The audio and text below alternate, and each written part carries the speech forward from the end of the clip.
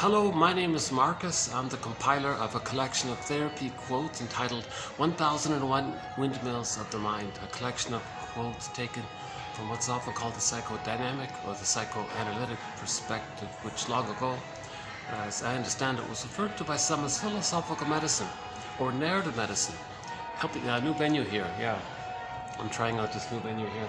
Let's see if I can get used to the distractions here. Yeah. The search continues to find a place where I can do my videos. I'm in a little restaurant that's in the lobby of a hotel. It's sort of in between. It's 3 o'clock, sort of in the in-between time. So I might be able to do 1 hour here. Let's see how it goes. Plus another thing, I'm having a hell of a time upload my videos. So I've got no storage left. I've got maybe like 1.5 hours, maybe 2 hours I can squeeze in, just barely. So this video might be on the shorter end. Hence, the format's going to be different this time until I get some freed up storage. Normally I do like a general overview of some of the key concepts of 1001 Windmills of the Mind. Okay, about how to heal from developmental trauma, attachment trauma, relational trauma, interpersonal trauma. How do we heal from this area?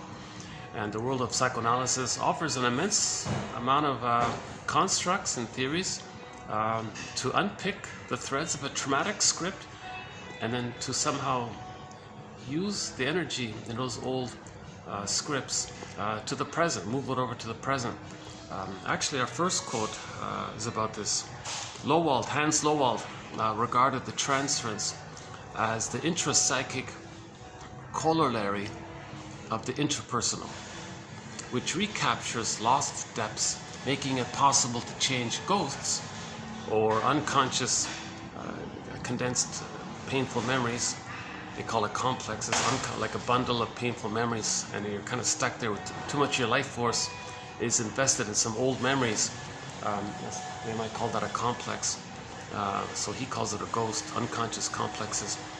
And we want to convert them into ancestors, meaning we want to integrate the memory into and give it a time and a place so the ghost is laid to rest, and then it becomes an ancestor, meaning well integrated psychic structure.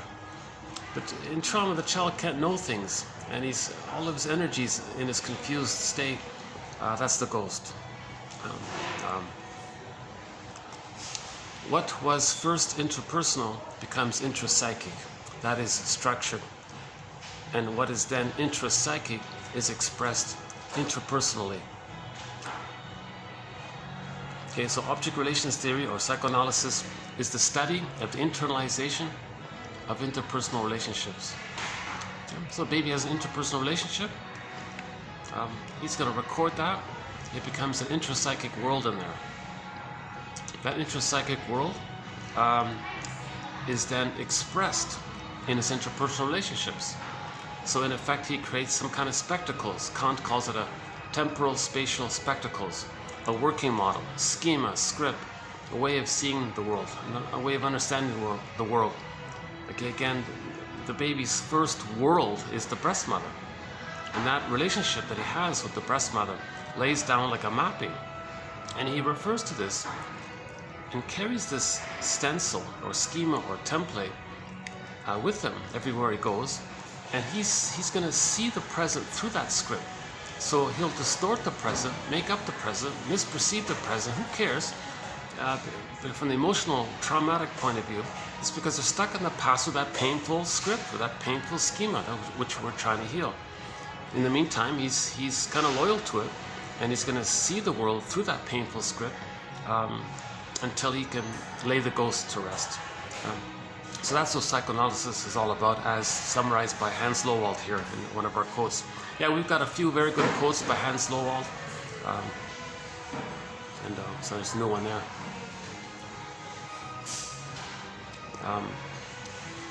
Okay, now when there's a traumatic script like this, enter a mechanism known as repetition compulsion. Okay, and we transfer that script into the present, see the present as the past. So we transfer the past thing, problematic interaction, into the present. And then the hope is, or the fantasy is, that somehow by recreating and reliving and reenacting or seeing the present in terms of the emotional past, that somehow we can change the past, get the love that was needed in the past, update the past, correct the past, undo the past. Doesn't make sense because, you know, there is time, and the present isn't the past. But when the baby's traumatized, it gets recorded into a part of his brain they call timelessness, infinite, timeless. Okay? And this part of the brain is called the implicit memory system, the pre-verbal memory system, before the time the hippocampus comes online. And this part of the brain, it's imaginal, it's pictorial. Okay? There's no vocabulary, but the child remembers what happened. Someone called it amnesic memory, or the unknown known. He knows it, but he doesn't know that he knows it. Okay? And this is what needs to be brought into consciousness. If too much of the person's life force is still stuck in the past like that. And that's what happens with attachment trauma, relational trauma, interpersonal trauma, etc. So psychoanalysis mainly looks at how do we update this script, and maybe ourselves somehow needs to address this traumatic script, recognize it, give a validation, understand what happened, then we don't need to repeat, and then we can gradually deconfect, they say, the life force to the past, and then invest it in the present, more in the present, and we're moving towards living life in the present more. So we sometimes, I won't do it here because there's some guests in the restaurant just beside me here, but we sometimes play a song by the singer Zaz called Eboule Pareni, and she says in the song, she sort of presents the idea in the song that yes, we all want to love life, that's basic. We want to enjoy life, love life, enjoy the present, have our feelings. Karen Horney, one of our mentors, says, you know, we live to the extent that we feel, so we want our feelings in the present, you know, not still trigger up the past painful feelings from the past. Oh no, keep it. It's for you. Yeah. I'm just giving her the change here. While we're on the topic, for a price of the coffee here, I can try to. Yeah, it's reasonably priced in this location here. My other regular spot, I want to give it a break because I've been going there a fair bit. I thought let me give them a break because I'm not sure. They're tolerating me, so let's give it a breather. So I found this other little place down the road. It's a smaller venue. It's a little awkward. They weren't too keen about it. And I had to promise that if someone wants, if a guest comes in this little area here, you know, that I would move so I don't bother them. But yeah, so I'm still struggling with this venue. Yeah, sorry about that. I'm triggering myself thinking about this. Yeah, so now, so something in the present can trigger the past, right? Okay, that's okay, let's talk about that another time. But let's stick to the broad concept here. Object relations theory. Object relations theory is the study of the internalization of interpersonal relationships. Right? What was first interpersonal becomes intrapsychic.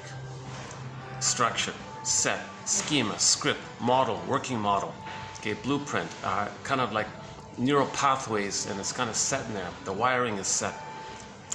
And what is then intrapsychic is expressed interpersonally. Okay, so inside out. Okay, as beloved, so below. There's a corollary they said here. Right? Loewald regarded the transference. Okay. Seeing the present as the past, the present becomes the presenting past. Okay?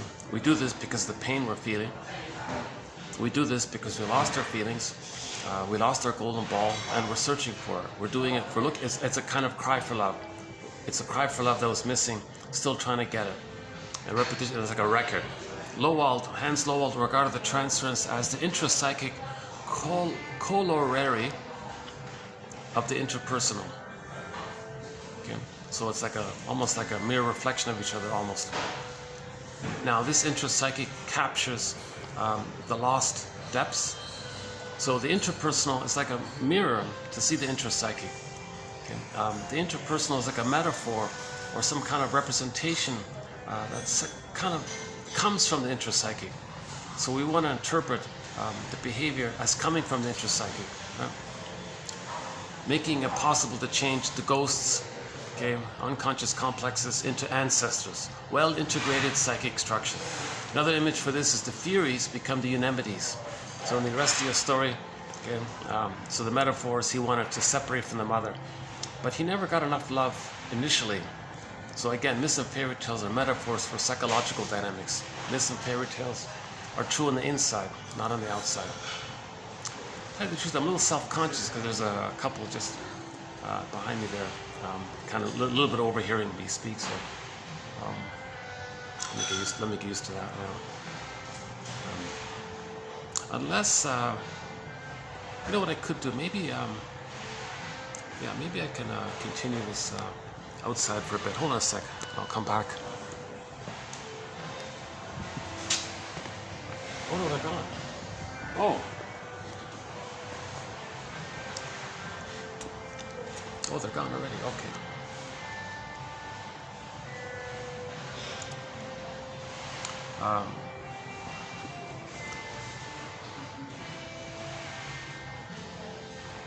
Yeah, still got to get used to this environment. I feel a little.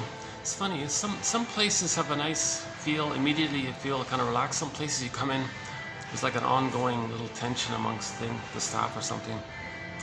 So you talk to one, and already you're kind of swooped into the little drama there. And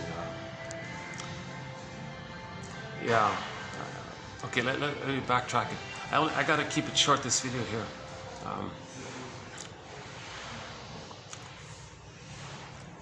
Okay. So one shrink said to a client, my disclaimer once again, I'm not a shrink, I'm not a professor, keep that in mind. I'm only the compiler of the quotes. If I have time at the end, I'll do a full disclaimer. So I'm not a therapist, keep that in mind. Yeah, so I'm reading the shrink quotes, right? Which we now have almost 10,000 of, right? 10,000 advanced self-help quotes here, mostly from the shrinks. So. No Freud because of the translation problem. No Jung and Lacan because of the obscure abstract jargon. I don't know why it's. But of course, those three big names have encouraged many others to pick up on the lead that they started. So there's been immense progress in that area. We're mainly dealing with object relations theory. Aletha Horner. Yeah, in the next video. We'll do some quotes from Aletha Horner. She's a very good teacher of object relations theory. She's got to be the most underappreciated teacher of psychoanalysis, Aletha Horner. So we'll produce some of her quotes. Actually, our first one is from her. This one right here. What was first interpersonal becomes intrapsychic. That is, meaning structured, like set in intrapsychic structure. And what is then intrapsychic, when there's like a stencil there, like a template, we express ourselves interpersonally as a reflection or a mirror or as a replay or a new edition of that past. And if that stencil is traumatic, based on a traumatic freezing with the mother, and it's the emotion, the symptom of emotional trauma is that the animation gets squelched. Some people call it like a freezing effect, or echo turns to a stone or a statue. Sometimes it's called petrification. Sometimes it's called feeling unreal. Sometimes it's feeling wooden or flat. Okay? And these images are expressed when there's a delayed onset of that realization. So that delayed onset, like a time delay, a delayed onset. Usually around midlife, people feel a little safer in their lives, have a little more experience and all this. So now they're curious about their inner life. Then they go, hey, wait a minute. I didn't realize this, but I think I'm just going through the motions of life. I feel like life is passing me by. Back to Zaz's song. I feel like I'm sleepwalking through life. When does life begin, kind of thing. I feel like I'm living the unlived life, the provisional life. Okay, and other related types of phrases, right? So back to Zaz's song, she was saying, ideally, when the child goes through the developmental process, differentiates from the mother, had a chance to get to know himself, by the age of 3, he has an intrapsychic structure of I'm okay, you're okay. Okay, whole object relations. It's not too fragmented. And then the golden ball is still there as a byproduct. Then the person knows their unique self, and because of receiving the love the conscious ego develops, and the conscious ego links to our recognition of our uniqueness. We're all unique, and when we express our uniqueness by having a conscious ego, that's considered pleasure and loving life. So she says that's sort of like the normal state of affairs when there's good enough parenting and all this. If that doesn't take place, then we enter into a cry for love. So feeling that life is passing you by, being stuck in the past, replaying the past in the present, you're still stuck in the past, you feel like life is passing you by. And her image in the song was standing on the subway platform and the trains were passing by and she just saw the lights, kind of stunned, afraid to move forward, kind of stuck in the past. Her other image was pining for some fellow, her first love from long ago, from high school or something. Yes, she could still relate to others superficially, but she couldn't enjoy anything because she didn't have the psychic structure to fully admit the loss, so she was stuck in the past. What are the symptoms of trauma? Is the person doesn't differentiate. Now, differentiation is the psychic structure, intrapsychic world needed to be able to accept losses, because when there's differentiation, it means there's a sense of self. When there's a sense of self, I feel, therefore I am. When there's an I am, we can have the feelings. So if there's a sense of self, the feelings can be there. We need feelings. We need sadness at the console to recognize the loss, to admit the loss. Okay, reference here is the Disney film Inside Out. Okay. 2015 film, excellent film by the Disney company. Okay, in trauma, joy and sadness got zooped away. Okay, and we saw what was left. The hyperreactivity of the stress response, fear, anger, and disgust was mainly about distaste and dissmell for most of the film.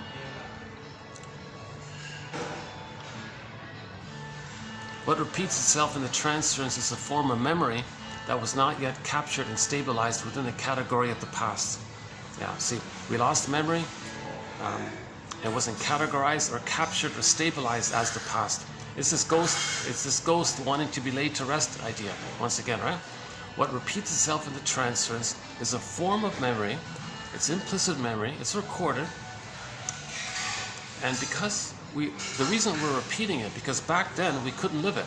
It wasn't captured, it wasn't stabilized within the category of the past, timelessness. You see? Enter the quote from the Greenberg film. Not a great film, but there's an excellent quote in there, which we've been using. Shrink said to the guy, "You have trouble living in the present, so you dwell in the past because you feel like you never really lived it." Okay. That past was too overwhelming, okay, for the baby. He couldn't capture it or hold it. He's disassociated. He's flying like Solvik in the Peer Gynt story, or Echo in the Narcissist Myth. He's off dreaming a little bit like that, right? His soul is flying off like this. And then the Solvik, Echo turns to a stone. Solvik was still there because Peer Gynt admitted his feelings' existence at the end of the story. That's sort of the difference between Narcissus and Peer Gynt. The enacted transference is most often about repetitions of fantasies and memories associated with internalized object relations. Okay? So when the thing that we're doing in the present, okay, it's a repetition of the unconscious memories, unconscious motivations associated with that traumatic script, with that painful memory. Okay, the cry for love, mother's saying no. Mother misses a tune, baby has a need, mother doesn't get it. Baby's crying, mother says get over it. What a double insult. And he's frozen there with an over-effused attachment to the mother. And then it becomes like her. He might even act like her to have some connection to her. That's a very painful internal object relations where the baby has to identify with the aggressor and not really know himself. And he goes through life imitating the mother, shaming others the way his mother shamed him. That's a very painful script. Berger calls it a negative magic gesture. Ferenczi and others call it identification with the aggressor. That's the kind of script that needs a lot of work to unpick, to unravel that. You got to do a lot of forgiveness for the mother for that, but you got to be a detective. You got to understand her psychology. What was it about her that wasn't where she wasn't able to offer secure attachment style? What was going on with her? Try to understand her, because that builds recognition, empathy leads to forgiveness, understanding, recognition leads to forgiveness, understanding, forgiveness. Forgive your parents. Now you're getting a sense of self. You're healing yourself when you forgive the parents. But to forgive the parents, you got to recognize and understand them. Then that leads to a feeling of forgiveness. So some people say forgiveness is like the thing that you're doing, when it's synonymous with trying to understand. When some people say let's forgive, they mean try to understand. That's what they mean, forgiveness. But the byproduct of understanding is you feel it. You feel the relief, the empathy, the understanding, and that's the forgiveness. So forgiveness is actually more of a feeling. So it's both the act of trying to understand and the resulting feeling as a byproduct. So that's a lot of work to become a psychological detective. And so that's so a good starting point is the comic Psychoanalysis, recently digitized by the Dark Horse Publishing Company. Okay, only 4 issues were put out, but they present 12 sort of like mini sessions there, therapy sessions with 3 people, with 3 clients, put into comic book format. So 12 therapy sessions put into the comic book format. Well worth, my humble opinion, well worth whatever it is they're charging. Last time I checked, I think it was 15 euro or something like that. That's in my opinion, still the best introduction to psychoanalysis, that comic. They talk about repetition compulsion. They talk about the womanizer guy, they talk like the playboy guy.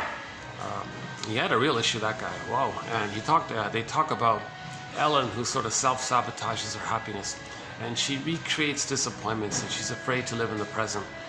They talk about family systems theory, the whole issue of the so-called emotional triangle. If the parents have too much stress, they may scapegoat one of their children. That's the story of Freddie in that one, the first one there. So they talk about family systems theory. Freddie was just a symptom. The parents thought that the problem was Freddie. No, the problem was the parents. Freddie was just symptoms of the problem of the parents. So back then in '55, they were talking about family systems theory right there. I think we have one quote about this coming up, towards the end. So if 2 people are very traumatized early on, and they didn't get enough love, so remember in the image in Joy and Sadness, in the Disney film Inside Out, when Joy and Sadness got zooped away, the main character was sort of, fear's the first response to stress, but fear gets easily overwhelmed, and it shifts over into the anger. Usually like sometimes I'll walk along here, I'll see a cat, and he'll dart off, he'll be startled, and he'll run away. But if that cat were cornered kind of thing, he may like hiss back or something. So the first response is the flight. So the baby, he would like to run, seek help, he's afraid, but he's got no motor skills, he's powerless, he can't pick up the phone, ask for help, he can't crawl, or he's kind of cornered, like, so to speak. So then he's going to be very angry. So anger is like the reaction. Anger easily overwhelms the fear character. That's why anger was mainly the reactive character. But that's not primary. That's joy runs the console. Okay? The normal, animating, driving emotion for embodiment, for humans, for people. It's the joy character, the serene, inexhaustible fullness of being, and the various forms it can take. Now, joy can allow a sadness to run the console when there's a need to admit a loss. Sadness is there, okay, and then sadness and joy can swap seats, and then sadness can take the back seat, so to speak, and joy can run the console again. But normally joy runs the console, okay, meaning you're aware of your uniqueness, which you express. That's the joy. And then you enjoy life, and you love life. Back to Zaz's song. There's I can see the they moved. They're right behind me. I can see the reflection in the side there. All right, that's okay. Yeah, I prefer speaking when I know I'm not sort of being eavesdropped upon, kind of thing, you know.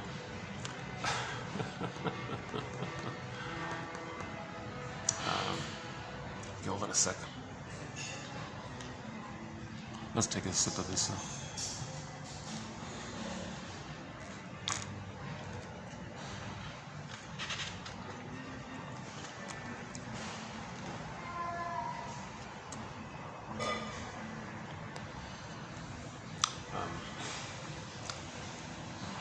Transference is a carrier of the dimension of transference is a carrier of the dimension most removed from consciousness. The most that we don't know about ourselves, that's going to be transferred. The thing that's being transferred, dimension that's being transferred, is what we most don't know about ourselves, but it is a part of us. The enacted transference is most often about repetitions of fantasies and memories associated with the internal object relations. Okay, so sometimes the phrase Masterson calls repetition compulsion transference acting out. Okay, so let's enter Edmund Berger's metaphor for this. I think he's got the clearest, simplest image for understanding this. So, if neurosis or being dysfunctional is the petrification of an inner conflict that's repressed. Okay, the inner conflict, the baby had needs. He wants to get his needs met. Mother misattuned, malattuned. Baby's crying. Mother doesn't get it. But he still has those needs. Now he's afraid to express it. So there's the need and the fear. It's like an inner conflict. He wants to get his needs met. He's afraid because of the memory, simple, basic, classical conditioning. He associates too much pain with his needs and feelings, but he still has them, hence the inner conflict. And this inner conflict is repressed. It makes a person dysfunctional or neurotic or neurotic because we're going to transfer that past into the present, thinking the present is the emotional past, hoping to get the proper needed love past. Okay. Remember that if the child doesn't get his basic needs met and he freezes up inside, he's just going to go through life, sleepwalking through life, going through the motions of life. Okay, life is passing by kind of thing, feeling flat, unreal, etc. Okay, petrified, frozen, turned to stone. That's the trauma. Now, the organism seeks healing. The organism seeks nature, innate drive for healing. There's this kind of natural drive that's built in with evolution that when something's wounded, we're trying to heal. If that tree over there is wounded, it's going to start, sap will come on, it'll start to heal. So with people, our feelings and body are linked, so it's going to try to heal. So if there's an emotional body-mind connection, so the emotional, psychological body-mind links to the body, so it's connected, it's blurred up like that. You can't really separate it from like that. Right?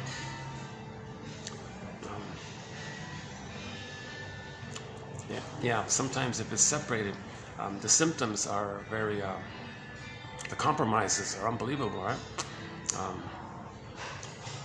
So that's the problem, and so they're going to repeat, will cause the trauma to get the feelings back in the body. Okay, so one image is the Wizard of Oz character, right? So in trauma, the ego the child doesn't get a chance to develop their conscious ego. That's the frazzled scarecrow. It's still there. It's still there. That's kind of annoying, eh? Just to eavesdrop on me like this. Yeah, I can see the reflection like in a silvery kind of doorway there. Not that they moved, but they actually were closer to me. Huh? Jesus Christ. Maybe because I'm new here, they're all curious. Who's this guy? Let's check this guy out. Maybe there's a bit of that going on. It takes me a while, like find like a, it's like some places. I get a nice rapport with the staff and all this. Things are good. Things settle down. Some places are a little edgier. Maybe what I'll do is let me finish this little introduction outside a little bit, and come back, see how it goes. Yeah, hold on a sec.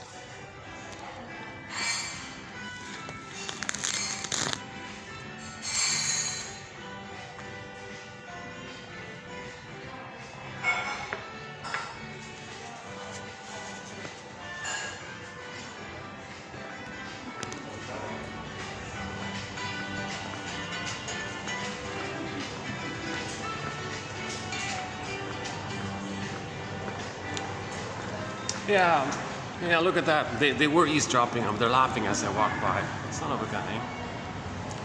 They found it amusing that what I said.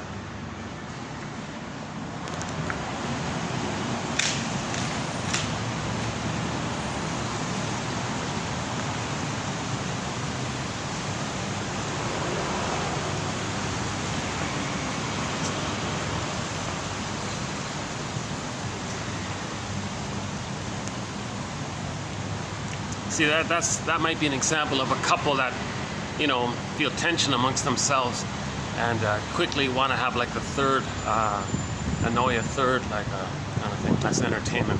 So that was kind of entertaining, that kind of thing that they were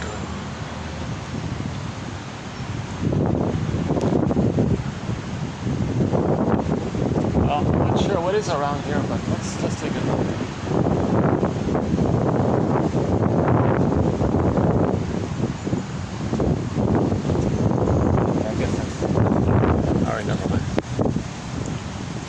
You know, let's, I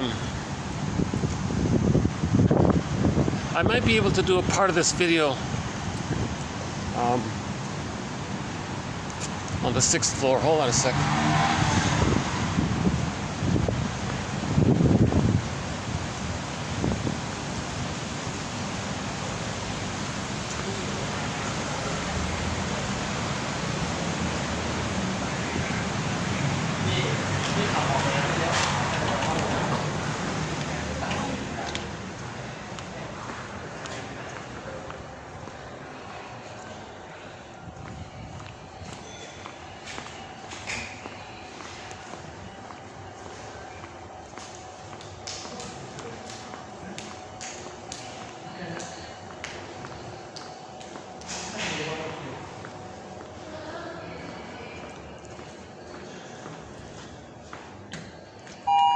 You know, if there's no function taking place, I might be able to hang one here for a bit.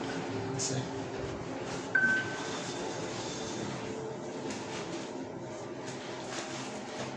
Yeah, that's the most sort of blatant kind of interruption on my video I've had so far, which is pretty good. Yeah, for the past year in this busy city, that's like the first sort of most overt kind of let's see. Aha. All right. Let's see. Okay. Nice paintings here too. Yeah, look at this, eh?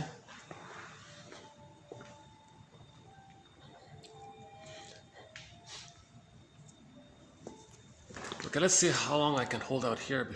Oh, they got the flashing. They always got these jumbo flashing things. I'm kind of getting a little tired of these jumbo screens that kind of flash on you all the time. Let's see over here. Hey, look at that nice painting back there, eh? Hold on a second. Can we get it in? Let's try this. All right. Oh, look at all of the painting. Check that out. Yeah. I might only have a few minutes here. The security guard might come running up here.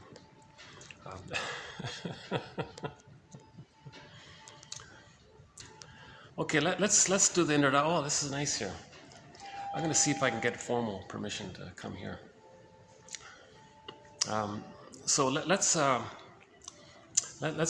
finish up the basic premise here. Edmund Bergler, one of our mentors, puts it this way: every neurotic is a music enthusiast, but he only has one record. Okay, hold on a sec. Guy's passing by here. Oh, he didn't kick me out. That's good. That's a good sign.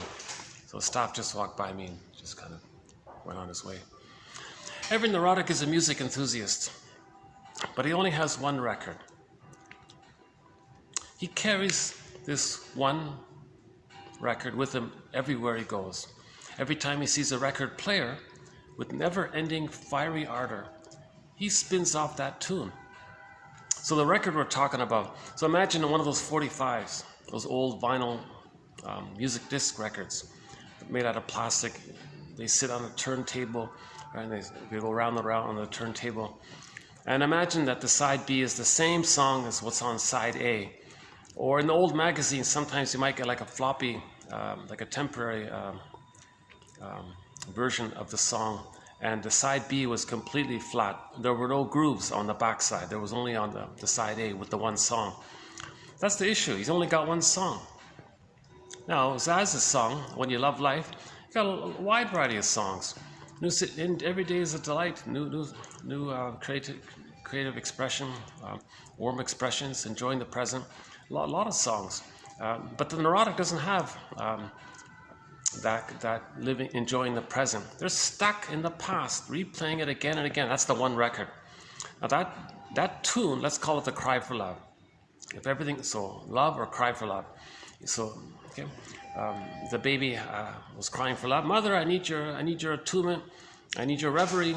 I need your presence. I need a positive maternal experience with you. I need like safety with you. I need a relationship with you. You know, babies, it's as if the baby's saying to the mother, you know, mother, how you treat me, I'm going to lay down an intrapsychic neural pathways modeled on the interaction that we have. I need a normal wiring. Mother, please have a normal relationship with me so I can have a normal wiring. So he needs, that's called extended paradise. Okay, in the uterus, it was all automatic. Baby, cord, placenta, mother, mother, placenta, cord, baby. 1, 2, 3, A, B, C. Okay? And the babies need a metaphorical extended womb for the first 4 to 5 months. So that extended paradise, it's a relational, and baby's brain is very malleable, laying down the wiring, which becomes set in him. That's the intrapsychic world, or object relations, they call it. Okay, so the baby has this need for a positive wiring. Mother, I need a positive wiring. Okay, now if she's misattuned, malattuned, doesn't get it, the connections, the rapport is broken, unavailable, mother's maybe frustrated or not emotionally available or something. Okay, he's getting a very painful wiring, and he's going to be stuck there. Okay, that stuckness instructs the organism that, hey, there's a trauma here, there's a pain here.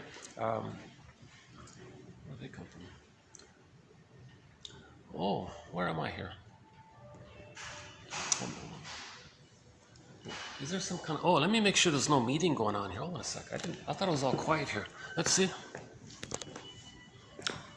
If there's a meeting going on here, I can't do this here. Let's see. No, looks good. Jeez, I wonder if, oh my goodness. I wonder if I can use this room. Well, that's 10. No, they're not going to like that. They never like it when you use the remote rooms. They're only okay when you use public areas. They're only...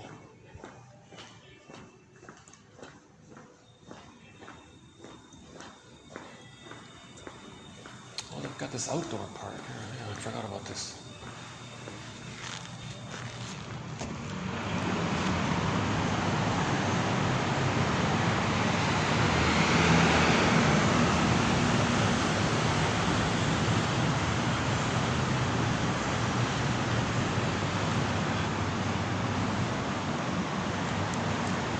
Let's try the smoker's part for a bit.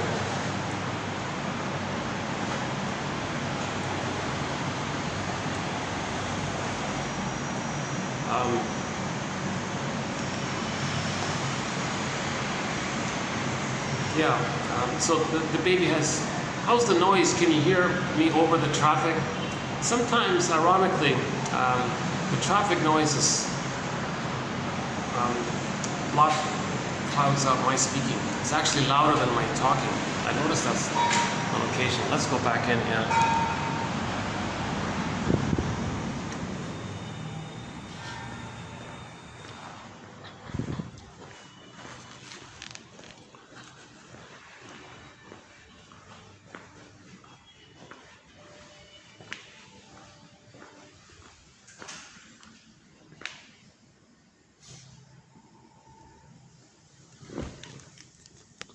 Well, that's a good sign. Oh, that was also a staff. Okay. So 2 staff members passed by, checking me out, I guess. Whatever. Okay. Yeah, technically I'm a guest. I bought a coffee downstairs. I'm still thinking about that. That was a very overt, I just walked in, I settled in. A couple sits, they notice I'm starting, and then they moved over. What's he saying? And I'm talking about them, and when I left, they were snickling and all this.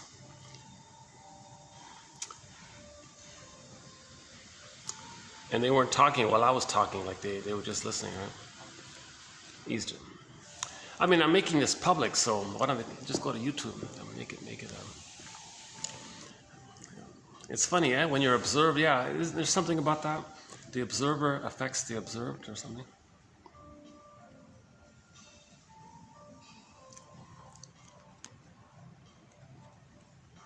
Okay, oh geez, yeah, nice little plaza.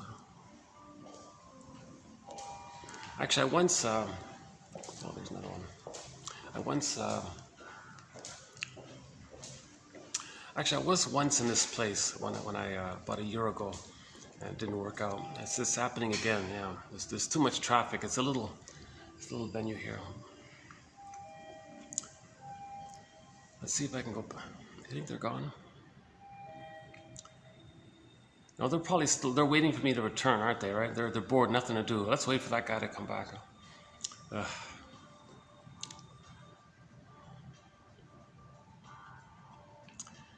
Most people would say, "Oh, let's respect his," you know.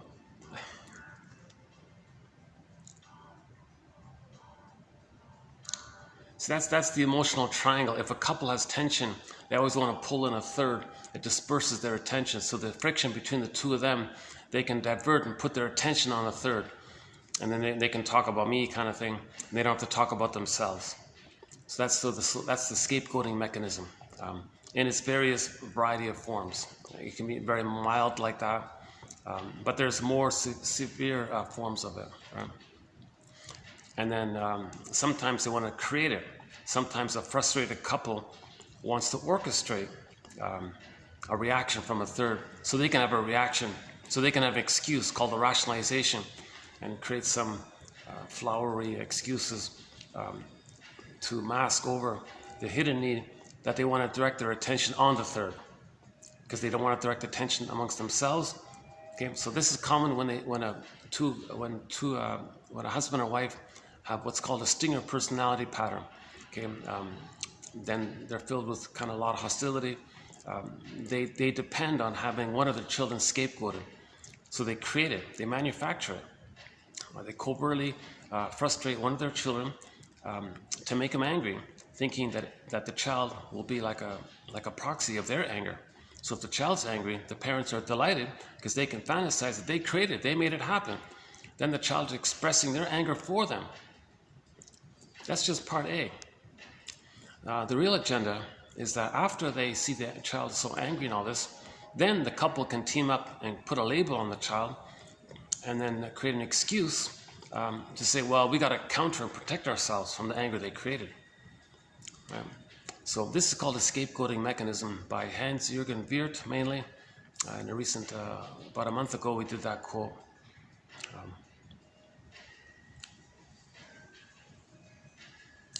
Gosh.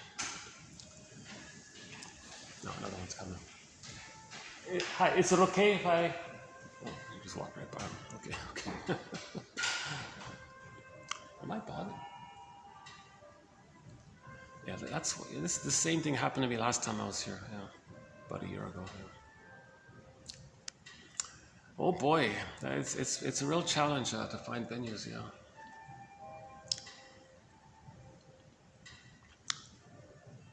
I was in a very upscale little restaurant. I tried to do it there, but it was about the size of this place, and it got all the staff all around. I gave up. I couldn't do it. Yeah. Oh my God! I gotta be careful. I only have 2 hours on this camera.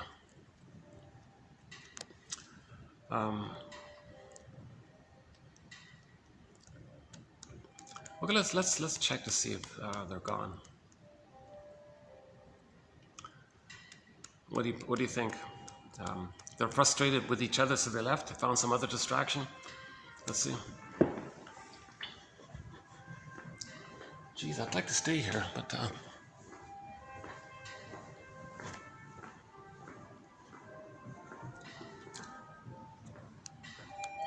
see, I keep getting interrupted with the stuff passing by too, right?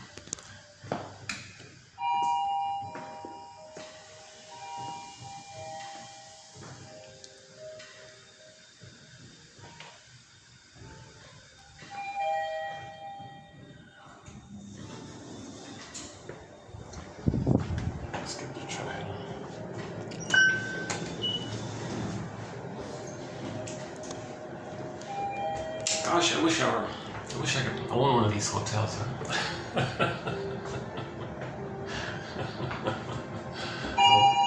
fantasy, yeah. Wish of fantasy.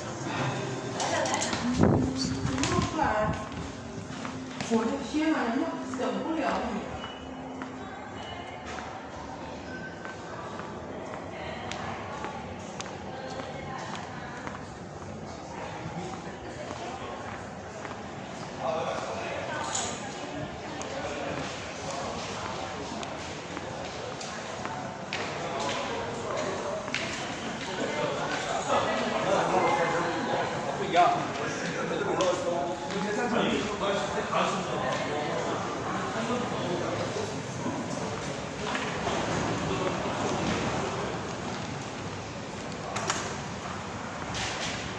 they're gone. Okay, good.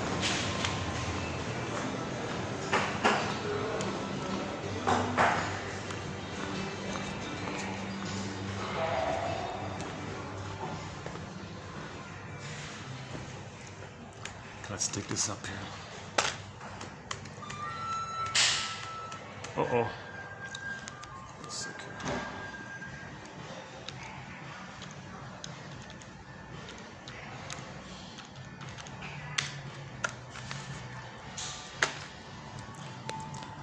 Transference, history-driven repetition.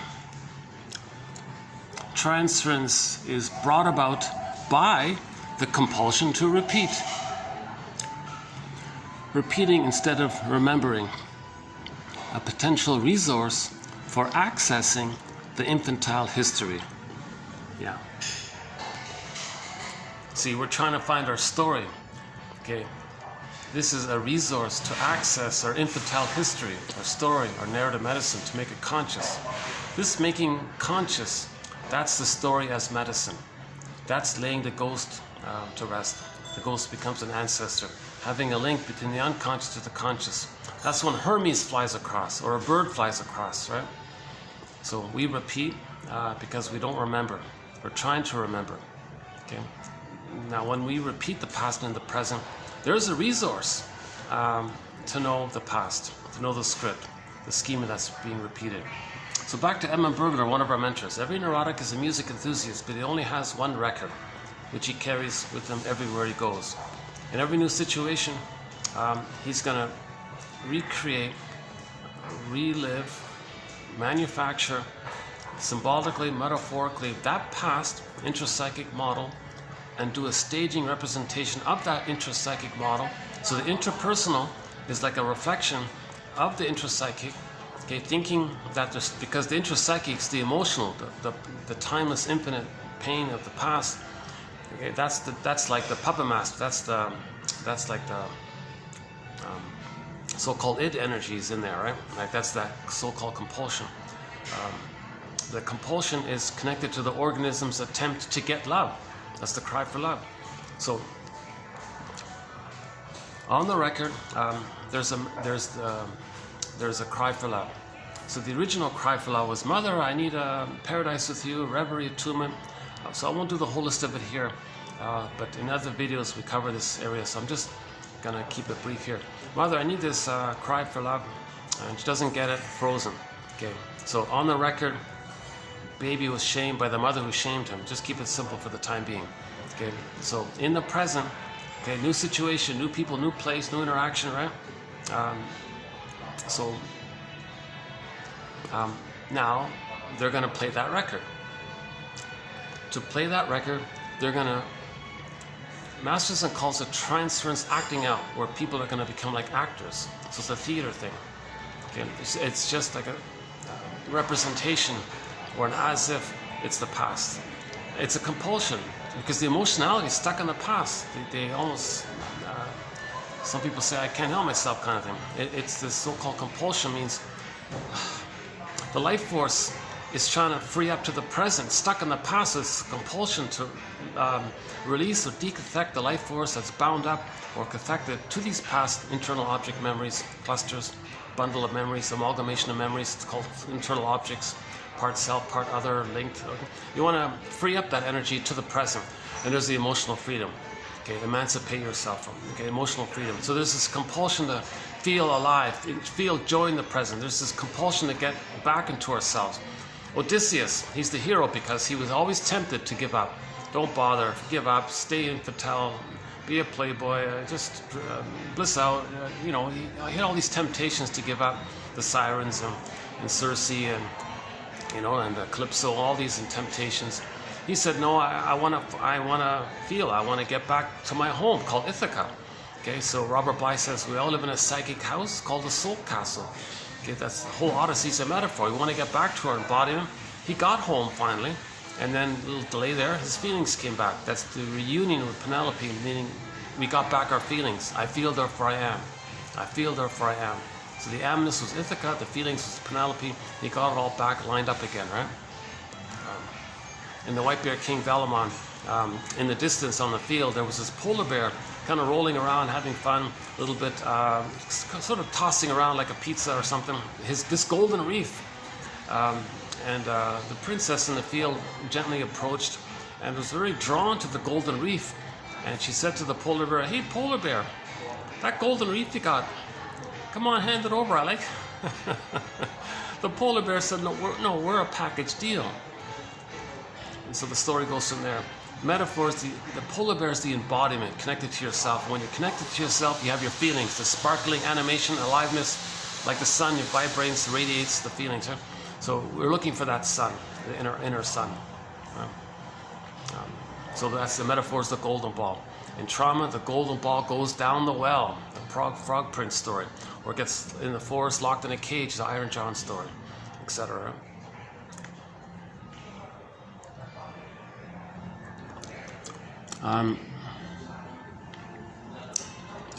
Transference, acting out, or repeating the past and the present, sometimes called reenactments or enactments, are seen as developmentally and or dynamically meaningful, and they need to be understood and interpreted. The analysis of transference is the main source of specific change brought about by psychoanalytic therapy. Transference analysis may well be the defining feature distinguishing psychoanalysis from other psychotherapies.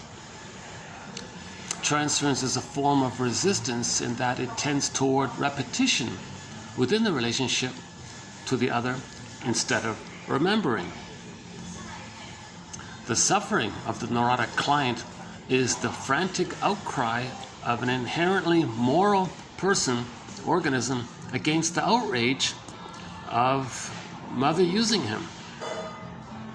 The lies of the mother.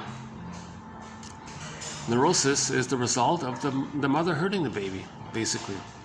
Psychotherapy consists in clarifying the object relations attached in the treatment situation. This facilitates the client's tolerance and awareness of conflicting mental states.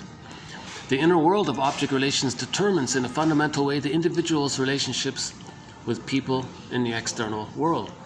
This inner world of object relations is basically the residue of the individual's relations with people upon whom he was dependent for the satisfactions of primitive needs in infancy and during early stages of maturation.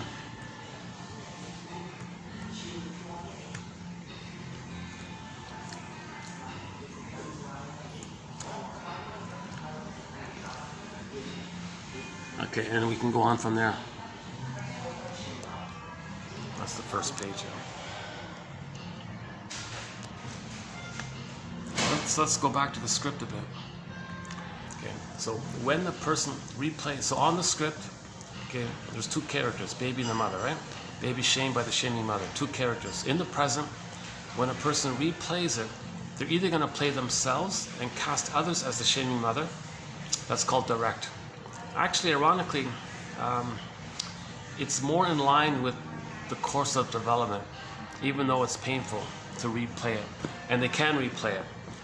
But the more disturbed one, the real hard one, is when the child can't relive and refeel and be reminded of the mother hurting him. So in the present, he can't play himself anymore. He's got to find others to stand in for him while he plays the aggressor who shames him, but he's going to see himself onto others. So on the record, mother shames him. New situation, he'll play the mother who shames him, but he's going to see himself onto others. Oh, what's going on here? Something's beeping on me.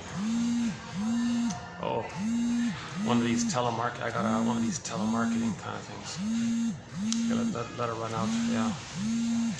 Last time I hit decline and the whole video shut out. So, okay. Maybe, let's see, can I play a song? Hold on a second, what are we doing here? Oh, there's a couple there. was thinking if there's no guests, I might play a song back there.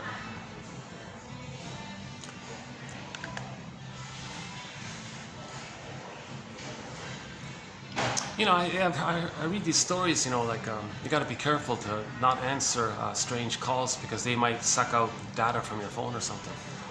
So that's another thing. Yeah, a sad story recently about that. Yeah, poor lady. I don't talk too much about current affairs.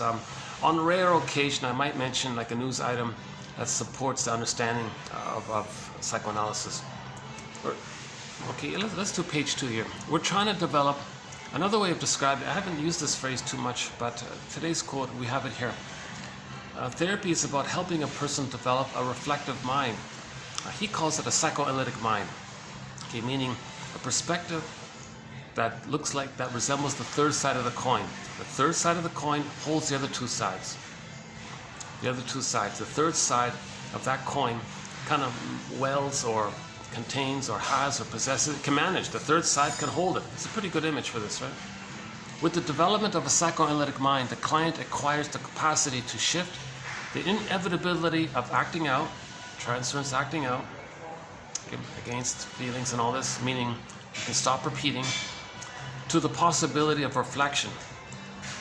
So that's sort of like a nice little transition there. That's sort of like a good midway transition. You're about to act out. Wait a minute. You can reflect on a why. What's this for? What's this about? The underlying thesis in creating a psychoanalytic mind is that what is accomplished in a relatively successful therapy is a way of knowing. Not simply knowing. Yeah. Okay, that's a tough one. So you want to. I haven't done the therapy process. I'd love to. But apparently one of the gifts of therapy is that later on you have this training where you have an ability to know something. Like you have a way of knowing something. You know? It's like teaching somebody how to fish, right? You don't want the therapist to give you a fish. You want the therapist to teach you how to fish. Similar idea here. Interpretation from a position equidistant from ego, id, and superego. So we want an ego, we want a conscious ego, an awareness of ourselves. The id means all the energy that's repressed.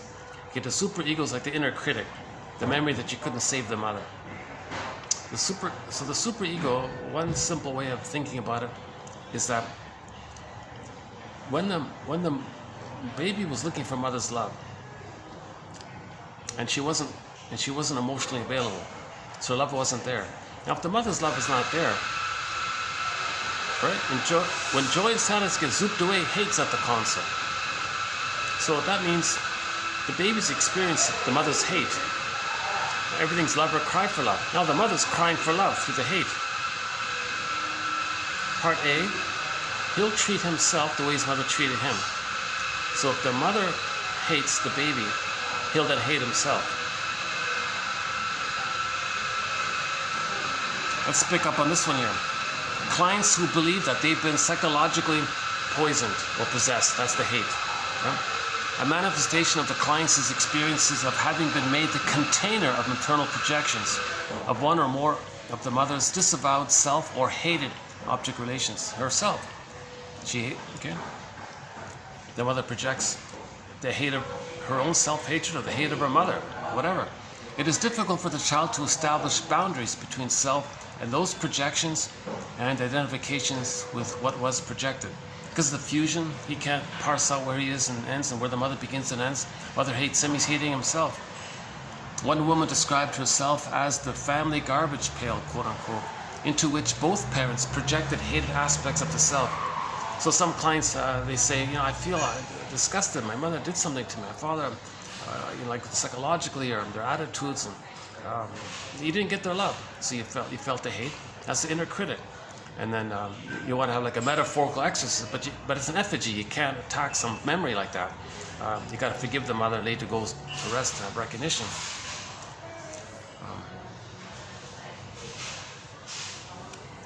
So interpretation. Okay, and now part B of the superego is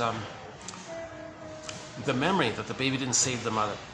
So later on, a person wants to feel, superego comes up and says, hey, wait a minute, did you save the mother? Remember your mother sent you hate? It was her cry for love?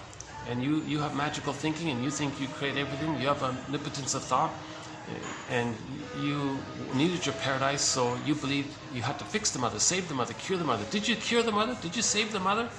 No, you didn't. So the memory that he failed to save the mother, that's the harsh, critical superego. No baby can save a mother. No baby can magically transform a traumatized mother and make her be a loving mother. Okay, so the so-called therapy is to support the ego. Support the ego, not like play the parent to try to still thinking you're in the past to provide the love. That's a one-time deal. You can't do that. Or join in on the superego. That just makes it worse, right? So interpretation from a position of sort of like a distant neutrality, equidistant, where you can observe ego and superego. The analyst must see all three aspects of psychic phenomena and in the struggle between them remain neutral. However, that's just part A. Part B. However, the therapist begins always to work with the ego, and only through the ego can he reach the other id and superego. You need the consciousness. That's like weaving a basket, then the feelings come in. The feelings related to the id and superego, right? The inner child of the past, and the memory of the trauma with the mother that leads to the false belief, and the feelings around that.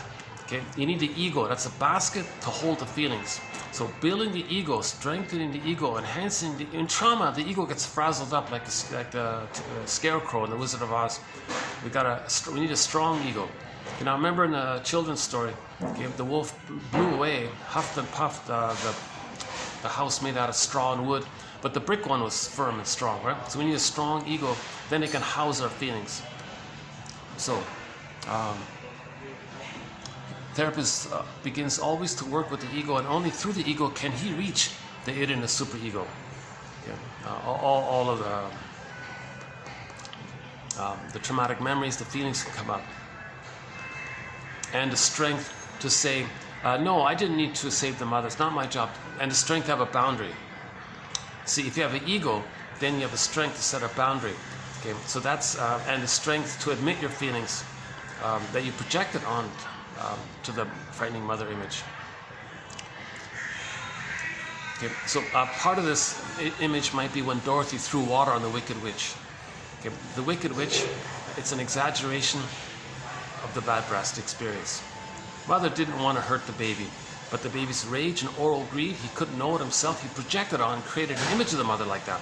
So linking that image to our feelings, the image poofed away. It wasn't real, right? No mother is a cyclops, or like an Hansel and Gretel, the witch wants to eat the children.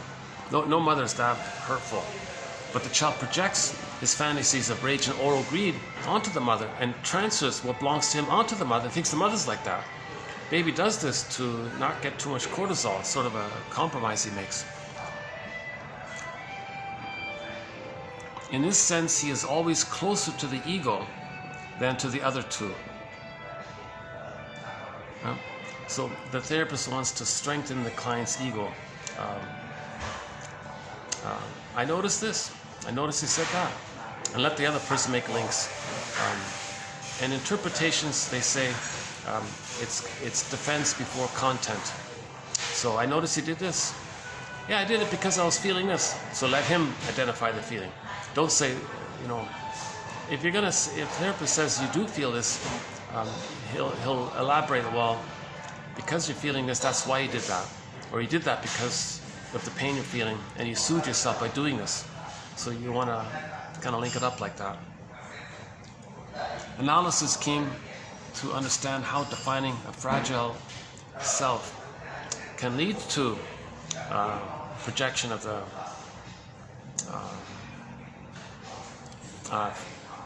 bad breast image, or how fears of love can lead to distance.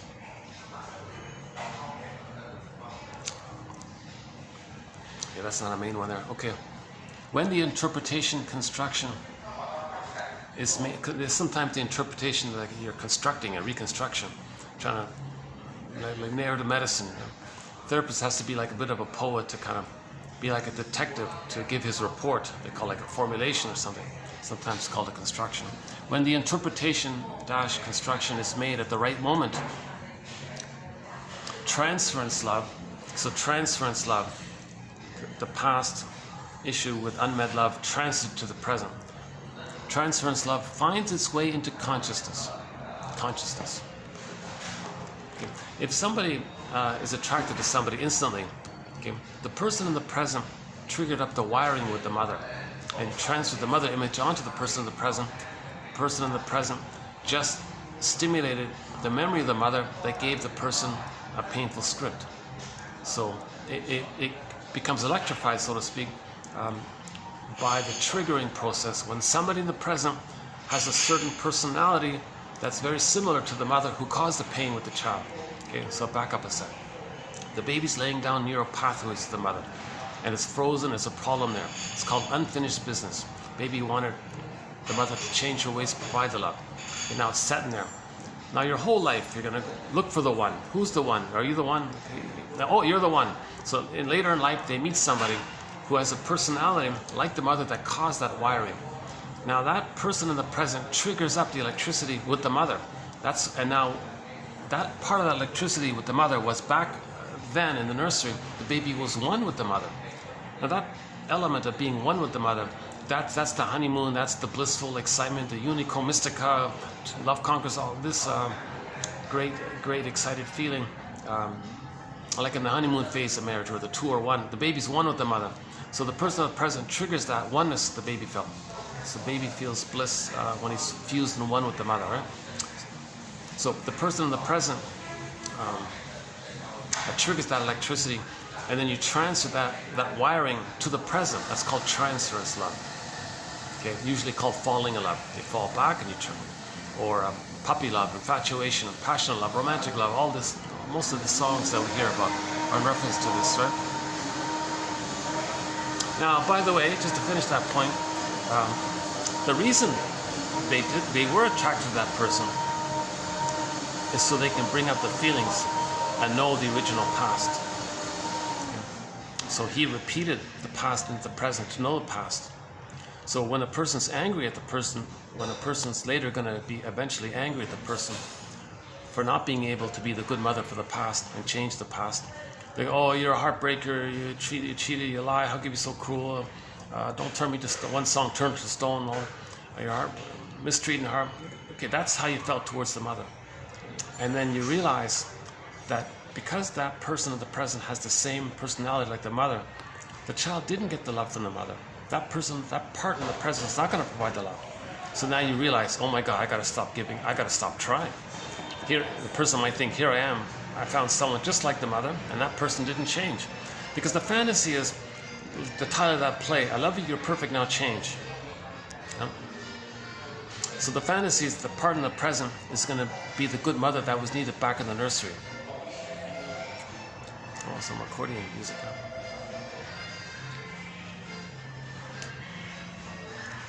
Okay, hold on a second.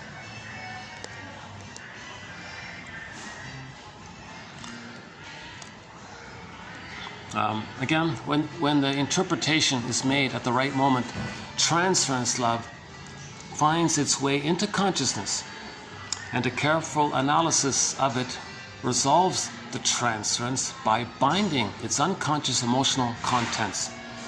Thus, the actual drama is endowed with the nature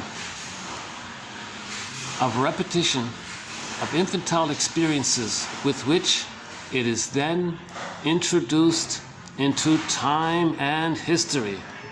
You see? Now we can leave the ghost. Now that memory can be introduced, segmented into time and history. Ghost laid to rest. The realization that these memories are a reliving, only now with the person of the present, makes it possible to free the life force from these primary old tragic fixations, and to now free it up for the present.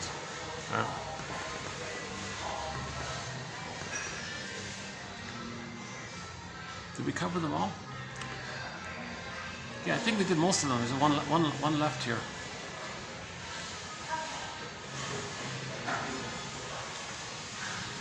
Oh yeah, today it's been tough to do a video here today. Yeah, I'm not gonna come back here. This is too.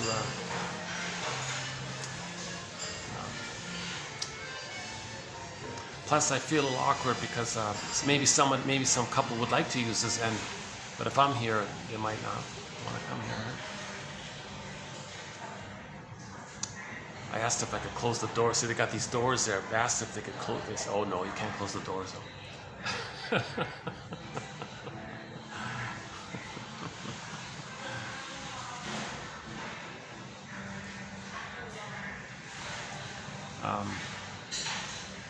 One sec.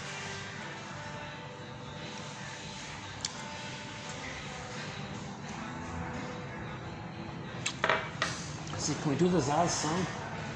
Are they still there?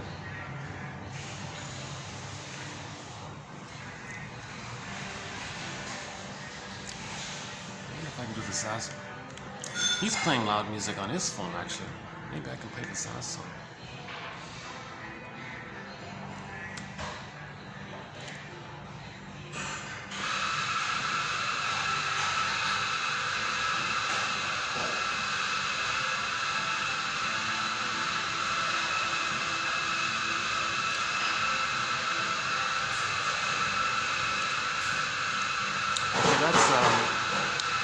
Let's not do the music today. It's too noisy around here. Yeah, okay. Let's do the let's finish up that part about the record. Okay, so every neurotic is a music enthusiast, but he only has one record. He carries this one record, this 45-year record, with that one song, "The Cry for Love," that we talked about earlier. In new situations, he goes through life just replaying that record. Now, when he replays that record, there's two ways it could be done. The so-called stinger way, or identification with the aggressor way, or the negative magic gesture way. It's the more disturbed, perverted way. Is that in the new situation, they're gonna play the role of the shaming mother, who shames them. So on the record, mother shames them. New situation. So it's a theater thing. They need to find someone else to represent them. Because the record says mother shames them. They're going to play the shaming mother who shames them. So they got to find, and they don't want to feel that. Well, they're going to feel it because they're replaying it, but they want to distract themselves from feeling it. They're going to feel it again, but they're not going to be aware of it. They're just maintaining the trauma.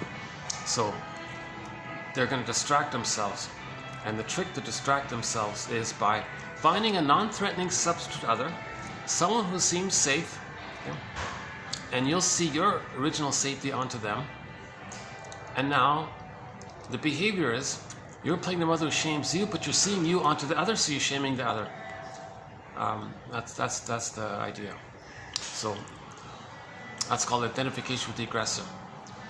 And it doesn't make sense because it doesn't change the past. Shaming others to replay how the mother shamed them doesn't change what happened in the nursery 20 plus whatever decades in the past. It doesn't change the past. Okay. Now the trouble with this is that without awareness, without consciousness, they'll keep doing it until they become conscious. So a good quote in this area is the woman wanted to have a kid, she said. But she first decided, no, wait, before I have the kid, let me see the analyst guy or the therapist guy. And the therapist said to her, "You're letting me know." So during their interaction in the therapy room or whatever, the therapist said, "You're letting me know what kind of childhood you had." "What do you mean?" "You're letting me know what kind of mother you had and how it felt being with her." "What do you mean exactly?" "You're putting me in the role of you, and you're playing her, and I feel a tug, a pull, to feel what maybe you felt with her." Okay, and then she got it. She got that little click, like that little aha moment. Okay, that was a therapeutic turning point. It made conscious. So Hermes flew across. The bird flew across. Okay, the blue jay flew, some kind of beautiful bird flew, or a crow, any bird, or any kind of flying little thing, Hermes, or a bird usually, a crane, any kind of like energy that flows across, and it came into consciousness.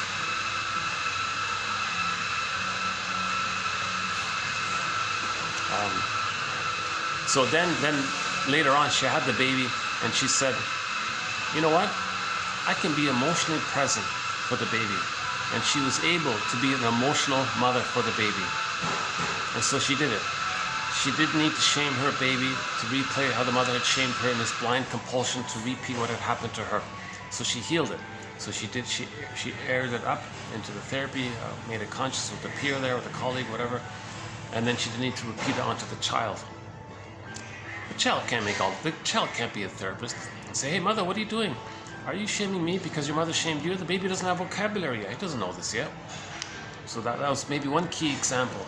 Okay, so in a nutshell, people who treat others negatively, that's for them to know how they were treated by the mother. I know, saying it so bluntly like this doesn't sound too appealing, but that's the greatest hurt of all. The greatest hurt of all. Truth will upset you free. The greatest hurt of all, mother failed to provide a secure attachment style because she didn't receive one herself.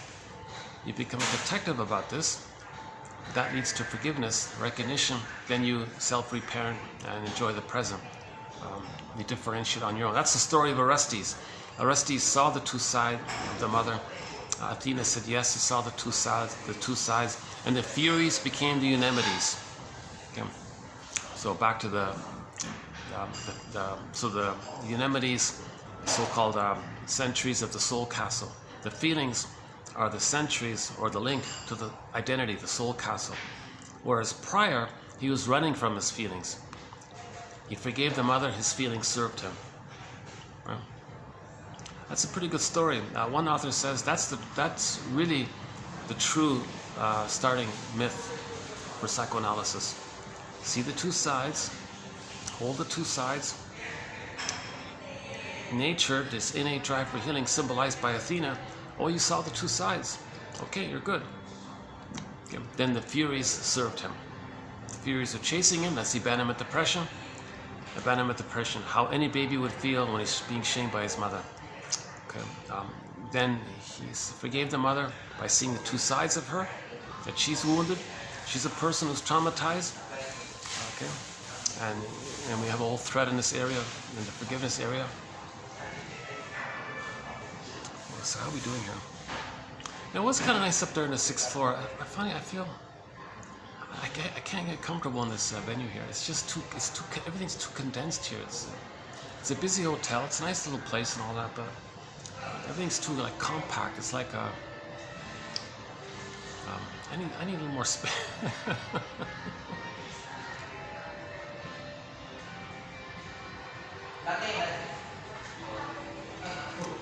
Let's see. How are we doing? People still there? Yeah, people still there.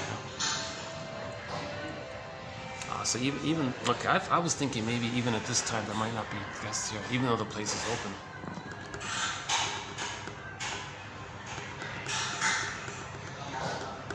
Okay, there's that other place. Yeah, there is one place that's open, that's not too busy in the afternoon.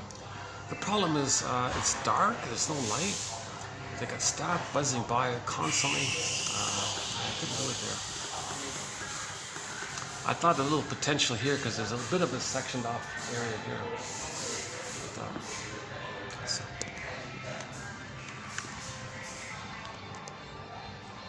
Oh my God, the battery. Let me check the battery. Oh my God, the battery's already 40%. Hold on, I gotta plug in a little backup pack here. Fast forward this about a minute. Maybe I can play a song here. Oh, let's forget about the music. I don't want to get a possible complaint or something. Okay, fast forward this video 1 minute. Let me get out the battery pack because my battery's running out on the phone here. Wait a second.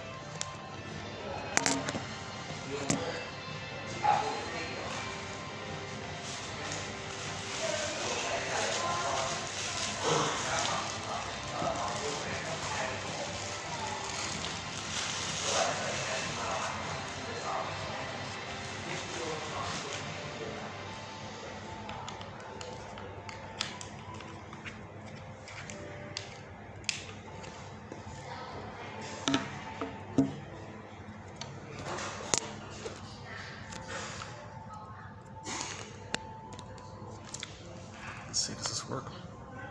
I should get a little pop-up window here. Let's see. No? Okay. Let's see. 46. Okay, let's see. If it charges up, and I'll know it's working. This has been great. This little backup battery thing to support.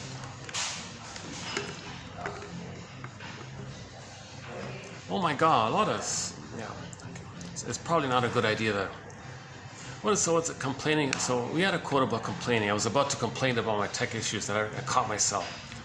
Because we had a quote about complaining. Complaining means, shall I compare thee to an onion? If you layer it down, it's this stubborn belief that there's a part of you that's afraid to have something better in your life. That's complaining, right? But I can have something better here. Right? I can keep on learning with the tech and improve the situation. But maybe in the moment I forget it, right? Yeah. Let's see. Yeah, okay. It's working. 47. It's working. Okay, good. Whenever this video just suddenly cuts out, that'll be the end of it. So maybe I'll just make a note of it here, say my thank you here. Yeah, so thank you. This has been TQ 2712. 2712. And let me finish my disclaimer. Yeah, so I'm not a doula, I'm not a nutritionist, I'm not a midwife, a counselor, scientist, doctor, and all this. So I'm the compiler of the quotes. I'm trying to learn this second language, okay? And I'm finding the quotes and sharing it. Also keep Robert Bly's advice in mind. He's also not a shrink in all this. So when he spoke to the audience, he said to the audience members, "Dear audience, nice to see you here tonight. Thanks for coming out in the rain. 30% of what you're going to hear tonight in this lecture is wrong. It's up to you to figure out which 30%. I can't quite imitate it. So he was emphasizing each person has to be their own detective. These 10,000 quotes we have here in this collection, ballpark approximations, theories. We're being the detective. We're brainstorming here. We're brainstorming. We're searching. We're like little clues. Maybe some clues lead to better ideas or stepping stones. Maybe some clues are like little prompts to free associate with. Okay, maybe you're curious about a quote. Put it aside, let it incubate, and come back to it later. Okay, so each person has to weave their own basket. Okay, build the ego. Yeah, right. And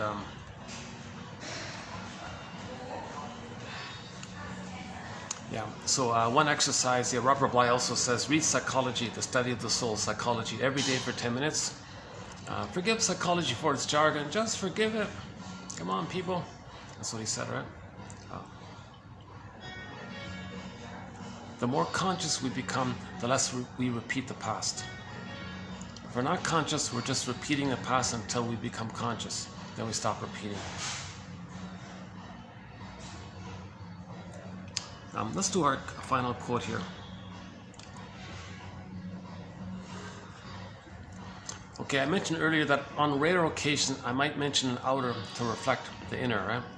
As beloved, so below. Inside out. Inside, intrapsychic. Okay. We see it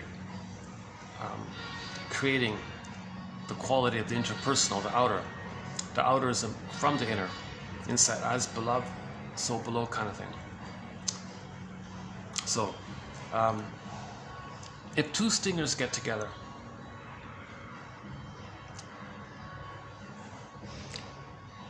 okay, let's finish up with the stingers then. So when we replay that record, in the present, those who have identified with the aggressor, that's because the pain was too great with the mother. And to deal with the pain of that, they just become her. So they give themselves up kind of thing. Now, they do have a shamed self, but they don't want to feel it. So they'll find others as a proxy for their shamed self. Act like the mother who shames them. Okay. So they need someone to stand in for them. So they'll shame others the way the mother shamed them. That's the so-called stinger personality patterns. Now, there are a variety of stinger personality patterns that come about when this trauma takes place prior to 18 months. 18 months is sort of a critical kind of stage, because 18 months seems to be the general consensus when the baby's egocentricity dissipates.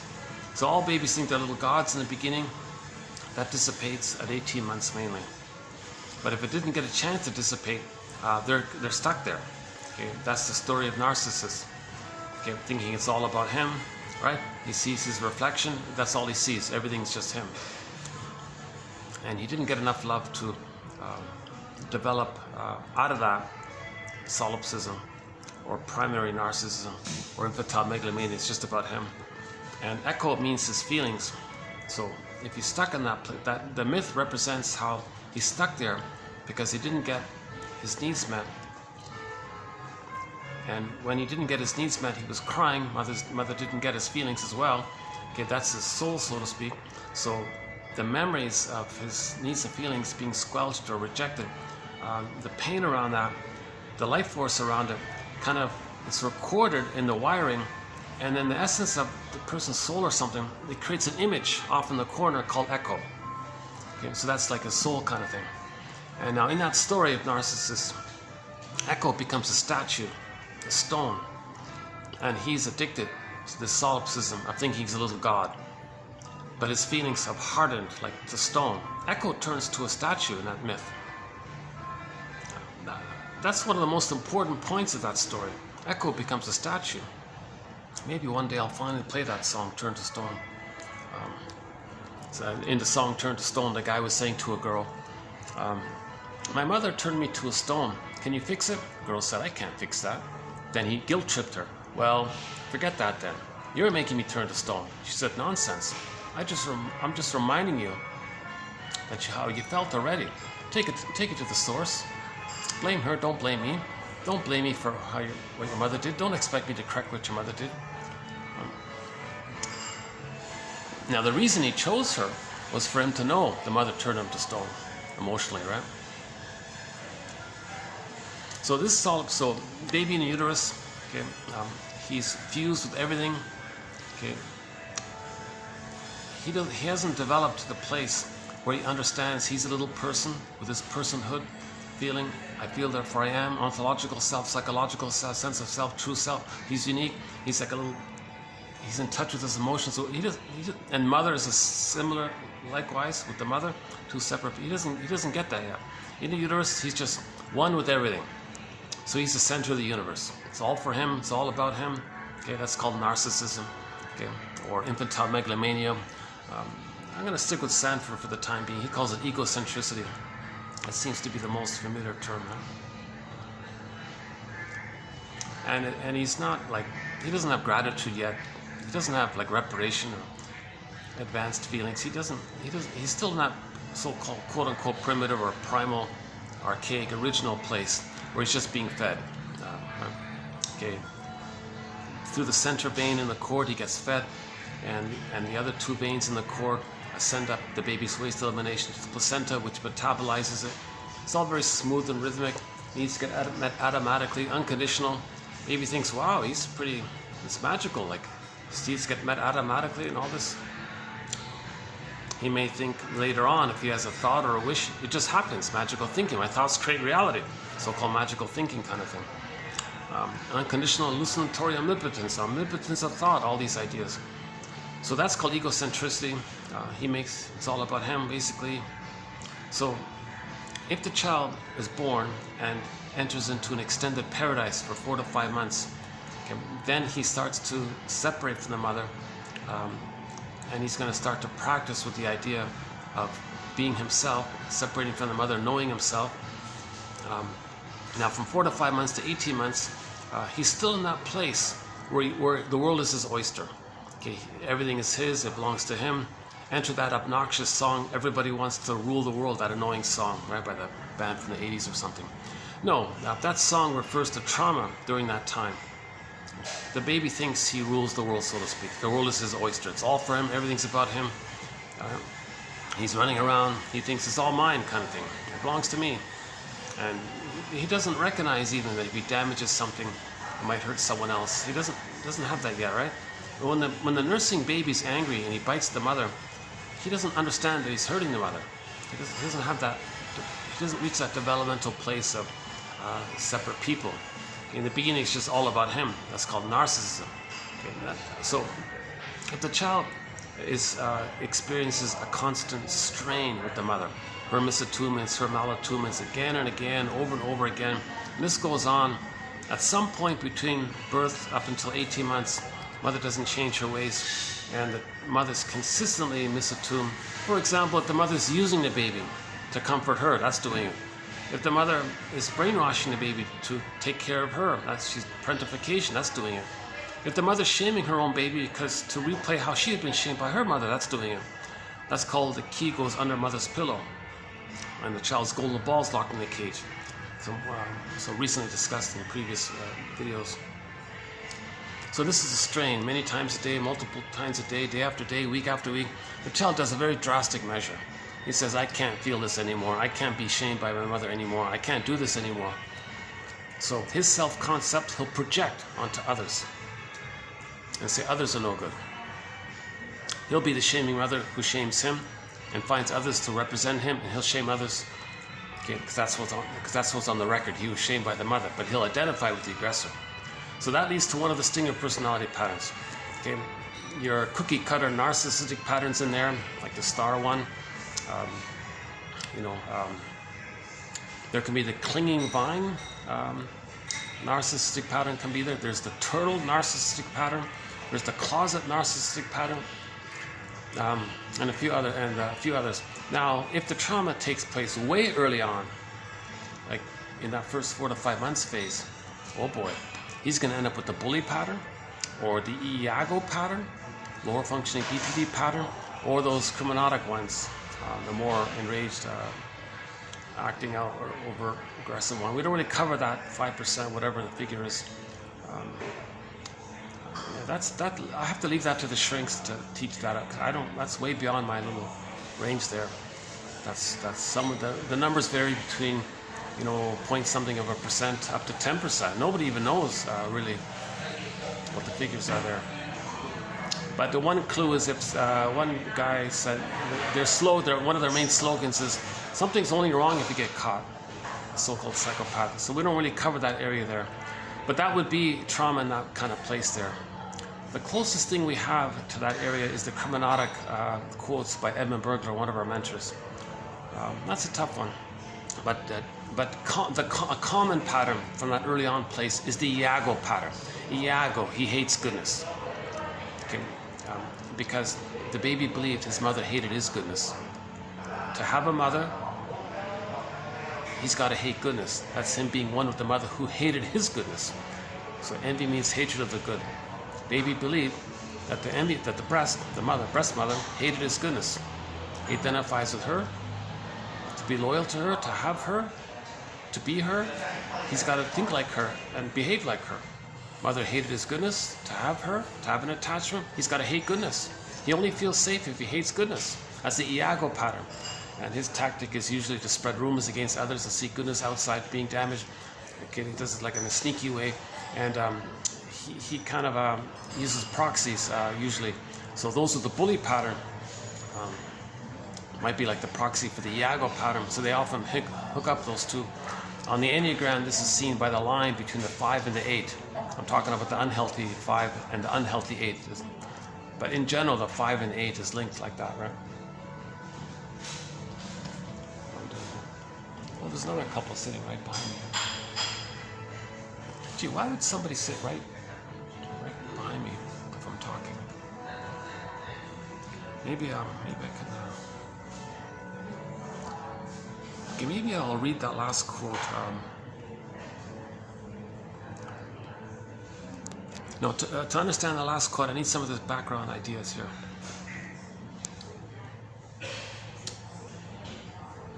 And now there's another couple just behind me. Oh, but they're talking. They're not strategically sitting there to listen to me. Okay, that's different. All right.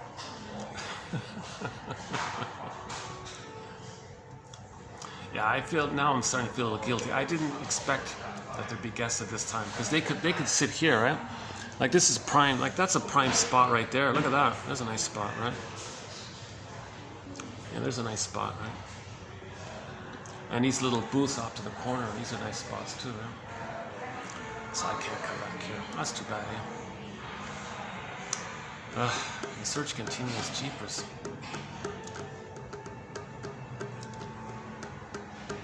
Maybe that smoker's section upstairs, where I was at. It's pretty noisy there, right?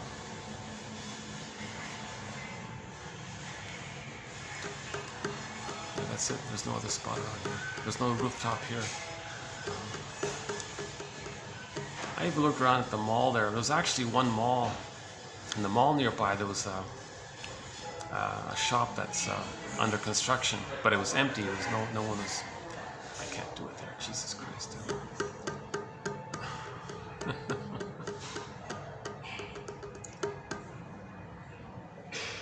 I once tried to do it in the fitness room in the building I'm in. Oh, forget it. The moment, it's a very strange thing. The moment,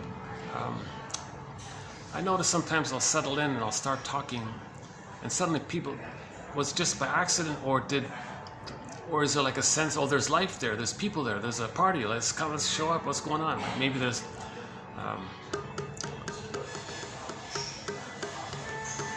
so I couldn't do it in the fitness room.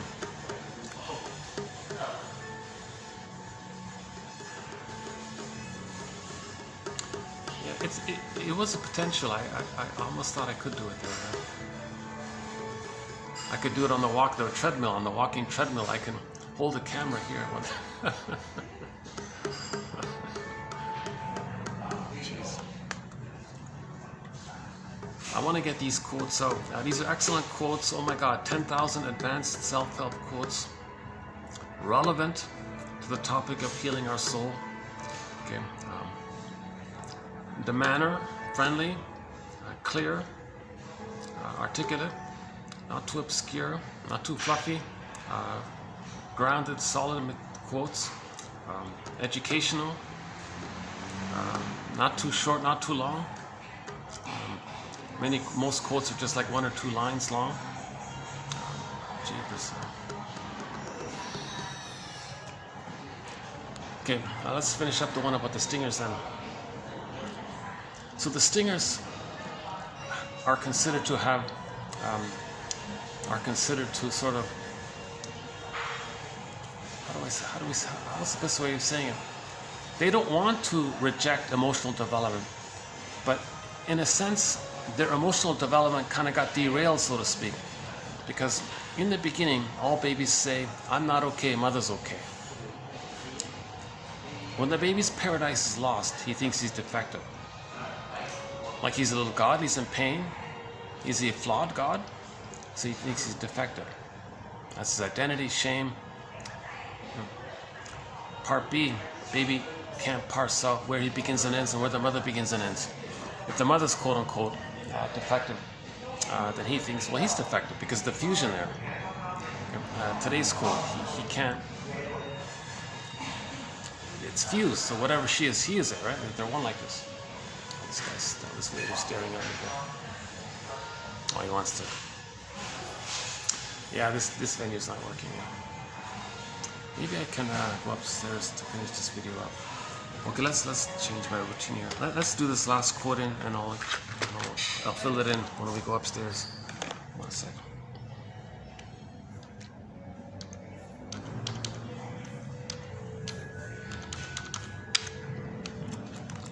Okay, I'll explain this in a minute about the stingers. Okay, scapegoating the child. Okay, so when 2 stingers, if they get married, so for example, if both parents have the narcissistic pattern or the bully pattern, the Iago pattern, okay, or whatever, if it's in the stinger category, and they get married, they have a scapegoat hunger. So how do they do it? Well, they're going to create the conditions to make the child angry. Okay, so they have to meet their psychological need. So they're going to fix it so that the child is naughty. They're going to make it. They can do it easily. Okay, mother and father can easily make one of their children be a naughty child, but they want it that way. They want to see that. They have a need to see it. So then they can have an outer focus on the child.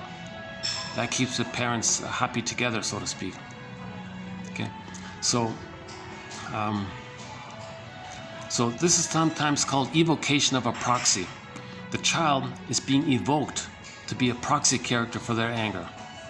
That's part A. So they set it up. That's called lie hop. Let it happen on purpose. They set it up. So they want the child to be angry. So they don't give the child the love that he needs. He'll be angry. They did it on purpose. Natural reaction, the baby's going to be angry. Then they say, aha, look, the child's angry.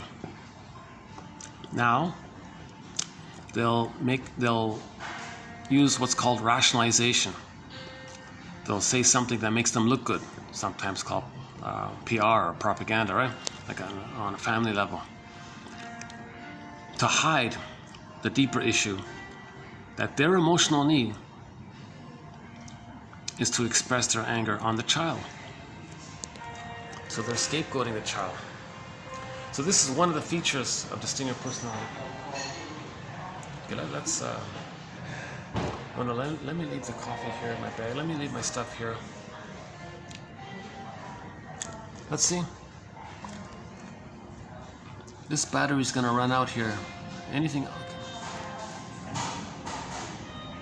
All right, let's just leave it then. It's gonna.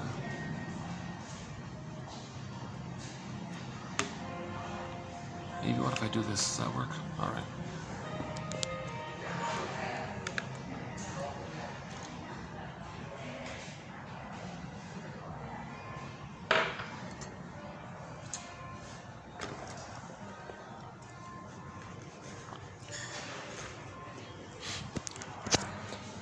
Let's try that upstairs place again. Let's see.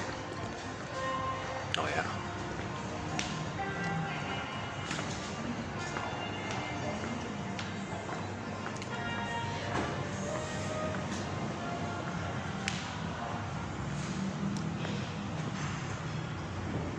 Oh, I've got little swans here or something.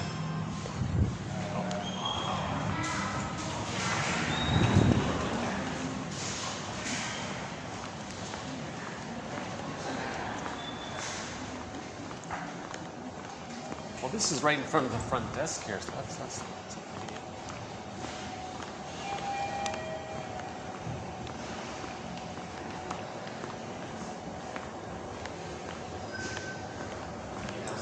Hi, thank you. Okay.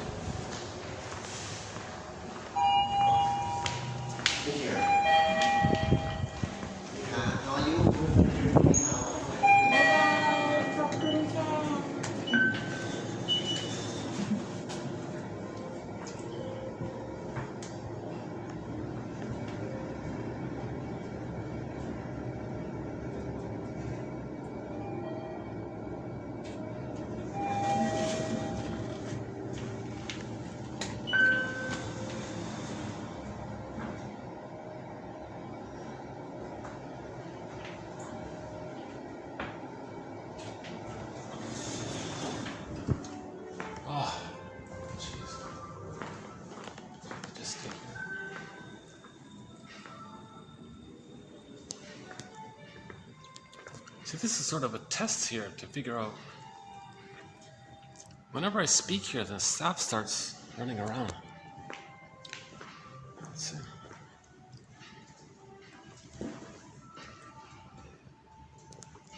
I don't see.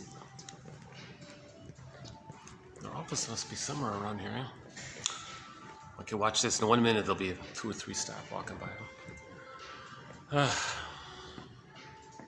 Geez, one of the nicest rooms is right here, eh?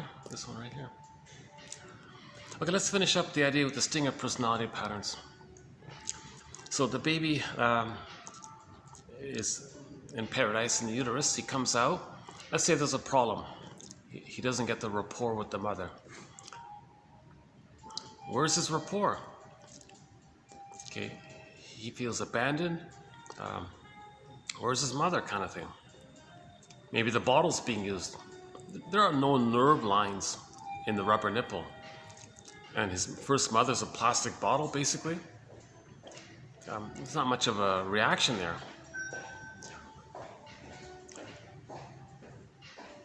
piece of staff.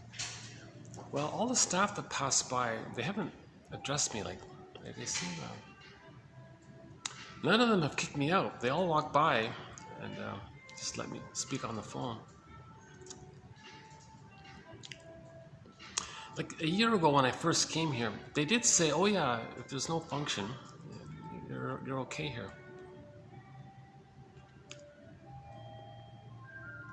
But I felt so uncomfortable because the staff were like passing by like constantly, and so I gave up coming here. Okay, let's. Sorry to bother you with that's my anxiety. You see, oh yeah, my disclaimer: I haven't been analyzed. Maybe you figured that out already, right? Somebody who might be watching this video, geez, this guy's kind of anxious, huh? Why doesn't he do an analysis? He keeps talking about it. Oh my God, I'd be on the next flight if I could have that chance. So I'd love to do an analysis.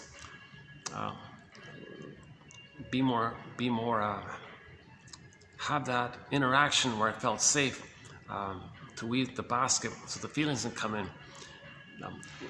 You need that caring witness to feel safe enough to weave that basket. Because as you're weaving the basket, feelings come up, but you got to feel safe to do so. The empathetic presence allows that safety.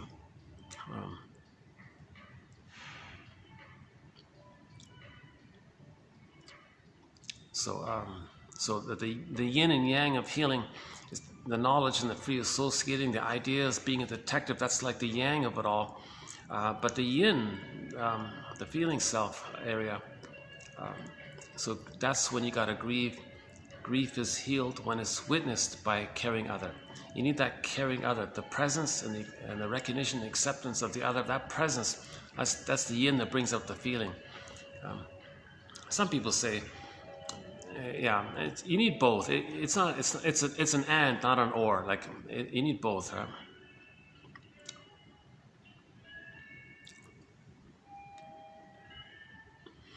Okay. Yeah. So the part C of the baby is that when he comes out and doesn't get his paradise, is that, oh, mother, I gotta save her to get my paradise. Mother's in trouble. She's angry. She's crying for love. Don't worry, mother, I'll save you. I'm magical thinking. So he'll try to save the mother. Nonsense. All he's left with the memory is mother hating him, and he couldn't save the mother. That's the inner critic. Now he's hating himself, and every time he tries to do something good for himself, he's reminded by the superego that he didn't save the mother. Yikes. That's one theory about the inner critic by Miriam Minerbo from São Paulo, Brazil, recently discussed.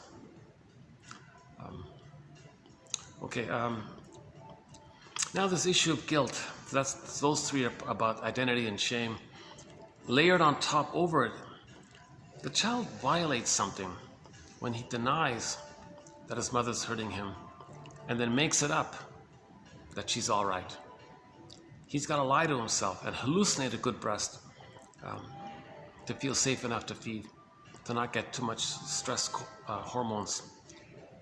So to not get too many stress hormones, he's going to hallucinate a goddess mother.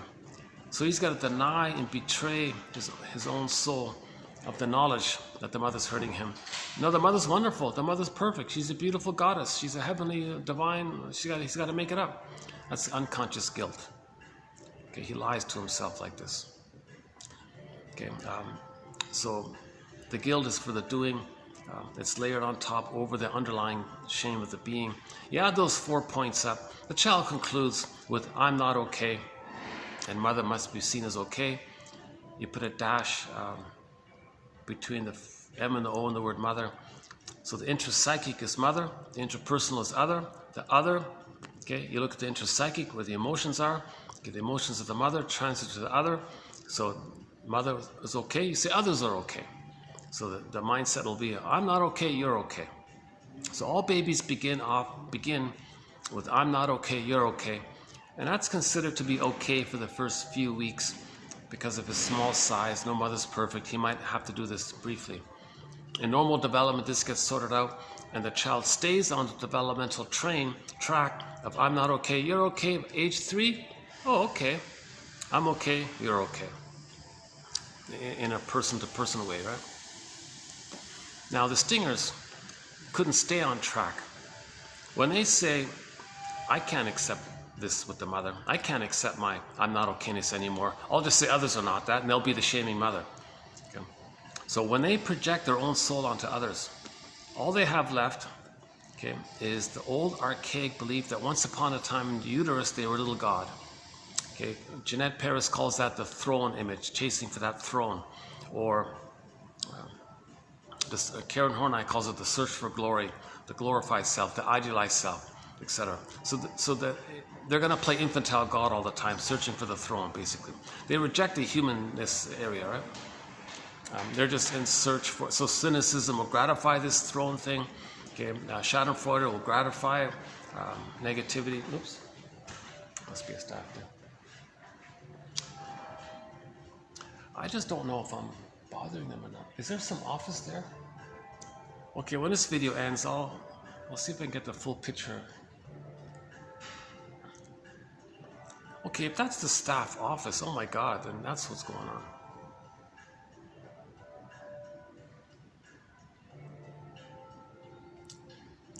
Maybe, hold on a second.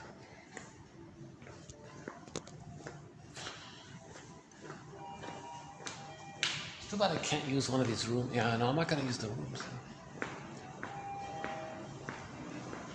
Okay, what about just here? Yeah, let's just hang out here. Oh my God, why didn't I think about this earlier? Oh, here's a good spot. Well, let's just hang out here now. Let's get one of these chairs here. Hold on a second.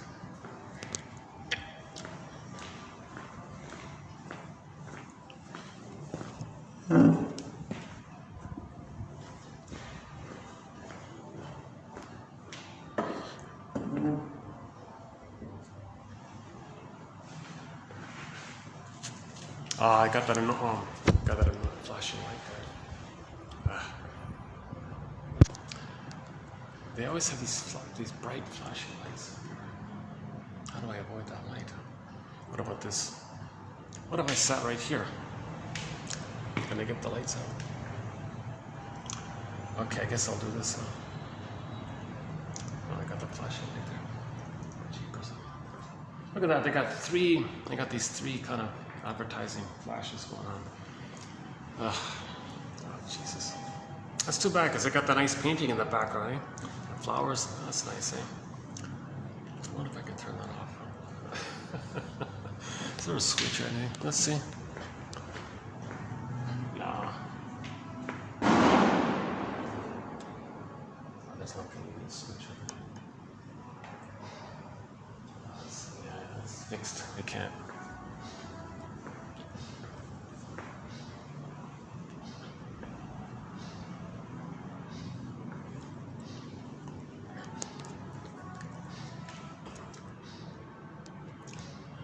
See, I'm looking at the advertisement for the meals.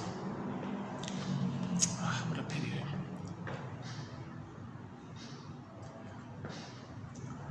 It's going to take me a while to get used to this. I don't know if I can do it. It's going to take me a little while to get used to this flashing. Well, the ads are not like obnoxious or anything. The ads are okay. Nothing too... I kind of like the idea of the background. Look at that nice background, huh? Oh, that's nice, huh? All right.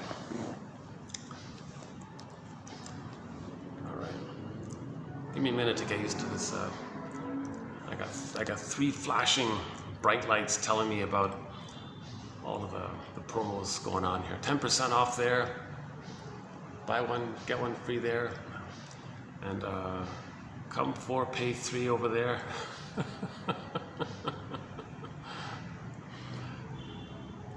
Breakfast deal. Oh, Jesus. Oh, something new is going to open up later this year. Okay.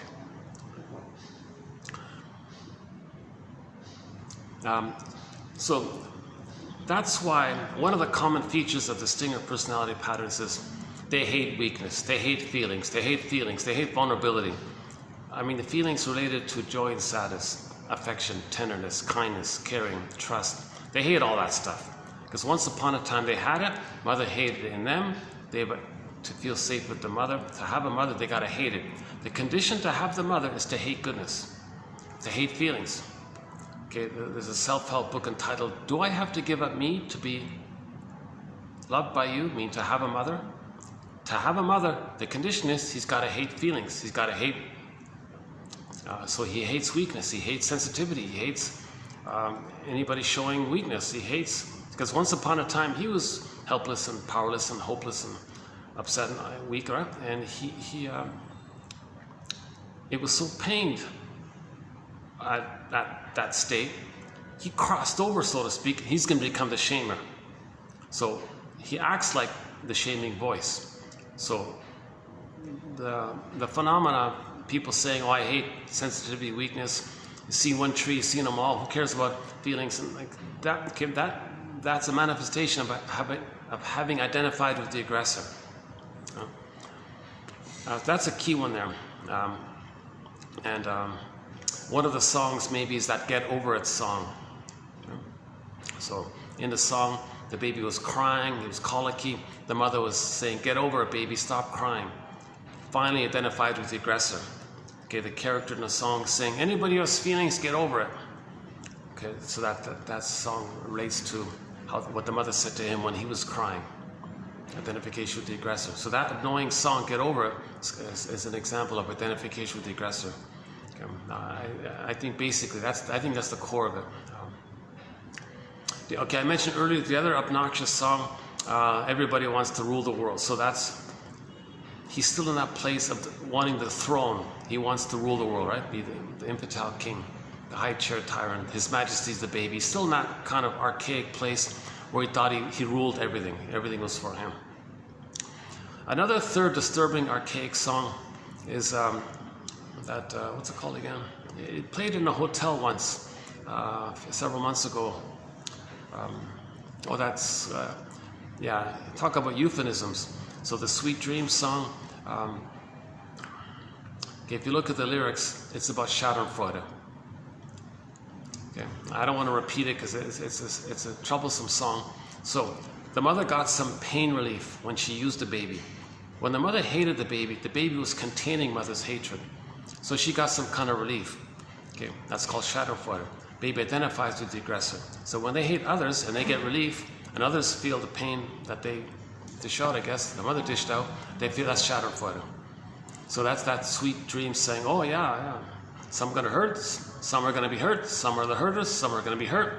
Travel the world, oh, sweet dreams." That's Schadenfreude. A fourth obnoxious song is "I'm Not Going to Grow Up." So that 18 Forever, or whatever that song is. Okay, I'm not going to grow up. Like, and the rationalization, well, it's a short time, right? Not a long time. But they're misusing the true meaning of that lyric. Or they don't want to grow up. So all these songs about not wanting to grow up. Okay, another key feature of the Stinger personality patterns is since they don't trust anyone, okay, and they hate the idea of trusting someone, because when they were a baby, they trusted the mother. Mother violated it. Too painful. They become the shaming mother.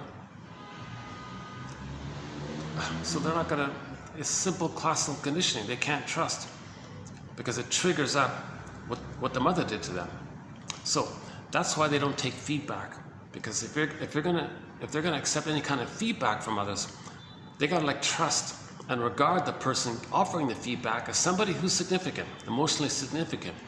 That triggers the first original emotionally significant person, which was the mother. They don't want to be triggered.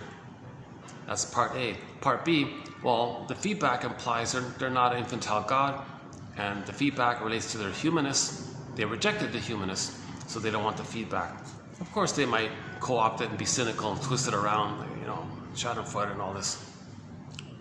Boy, these flashing signs, they keep all three of them. Like every second, they flash a new ad. Every second, I got three of them flashing on me all the time. I feel like I'm. What a pity. Okay, maybe I can go back. Remind me to return this chair.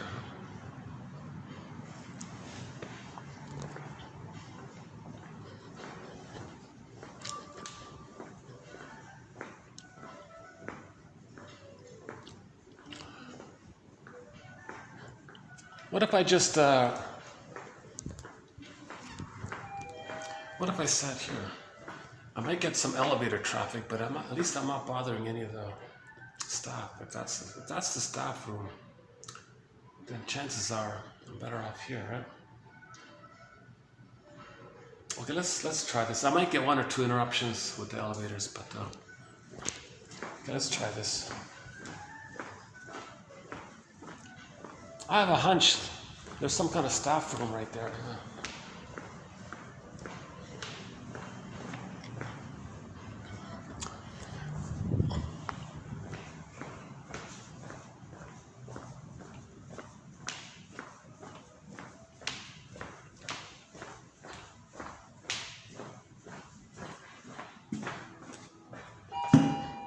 Oh yeah, there it is there, right?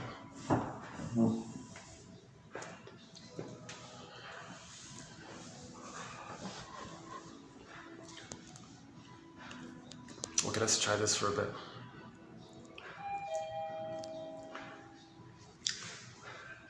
At least there's no flashing advertisements here. All right.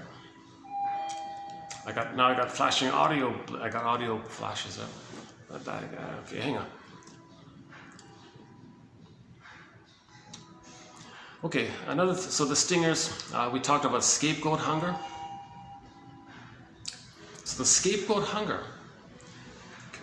So let's say they're not a couple. Let's just say they're so-called buddies or something. First thing they do is agree on a third to hate, because they don't want to direct their hatred at each other. Because the main emotions of the stingers are hate, greed, envy, grenvy, spite, vindictiveness, grievance collecting. Burglar calls it injustice collecting. Okay, they measure everything with an infantile yardstick of perfect or forget it. So the all or nothing. Okay, Miriam Minerbo had the quote from a lady. She said, "You know, when I date a guy, if he doesn't give me everything, he gives me nothing." That was her attitude. So her image was on the coin. One side is the perfect breast, and the grandiosity of her being a little baby god on the other side. And the goal is to resolve this, right? It's 2 sides of the coin, right? The baby's a little god, mother's the perfect breast, and that phase of development didn't take place. So later on, she said, well, if symbolic mother, if her boyfriend doesn't provide everything, then it's nothing, everything or nothing, right? Because the baby needs a perfect oneness with the mother. The baby needs that kind of perfect oneness with the mother, right? Okay. So another part of it is of the stinger personality pattern, the main emotions, it's related to the constant search for grandiosity. So cynicism is the main one. So cynicism gratifies their infantile megalomania, because it puts them in the one-up. I'm okay, you're not okay. Schadenfreude, it's a perverse pleasure. It's not a natural pleasure. Okay, the mother getting pleasure at hurting her baby, that's a perverse thing to take place. The baby identifies with the aggressor, so schadenfreude is not a natural pleasure. It's an abnormal trauma pleasure. Okay, another thing is, in the stinger personality patterns, the fusion is still there. In the intrapsychic world, in the internal objects world, the oneness is still there. It's split and fragmented. There's split, flipped versions of it, but the fusion is still there, meaning they didn't differentiate. Differentiation is the psychic structure needed to mourn. So stingers don't mourn, really. That's the theory, yeah? So stingers don't mourn. So if there is a loss later in life, they'll use contempt and sour grapes. They'll say, didn't need them anyways. That's contempt and sour grapes. That's a defense against the inability to mourn. Okay, complicated grief, aggravated grief, the derailment, okay, of emotional development includes the derailment of being able to grieve. Okay, that's called pathological nostalgia, okay, melancholia, etc. Okay, and there's a few other little points in there. Okay, so yeah. So when two friends get together, they'll take turns playing big shot. So the two buddies will say, all right, I'll let you have a turn playing a big shot, and you give me a turn playing big shot. We'll take turns playing big shot. There's no affection or kind of trust or any kind of care. Like, they don't have, neither of them really have that. But they're going to have a utilitarian using of each other. Well, you get to play your infantile megalomania. I'll play my infantile megalomania. Now, if somebody brings something up between us, it'll be over. You broke the deal. Now, to facilitate them taking turns playing big shot, they'll have a scapegoat hunger. They'll agree to hate some third. So they have a scapegoat hunger. So how it works, as I understand it, is they'll just pick a third, who's someone who's safe. Okay, however it is they're safe, maybe they're disadvantaged, or maybe they're like someone who's nice. You know, they're safe, right? You feel safe with them, whatever reason. Okay. So if it's kids on a block or something, maybe the kid down the street, or that kid, we'll pick him. Yeah, we'll hate him. So they'll agree to hate him. They won't. To divert the hatred that would come up between the two of them, they'll direct it to the third. The so-called emotional triangle issue, right? That Murray Bowen likes to talk about. So that's the scapegoat hunger. But that's part A. Identify an innocent other, and just agree that the two of them will hate that person. But they gotta convince themselves.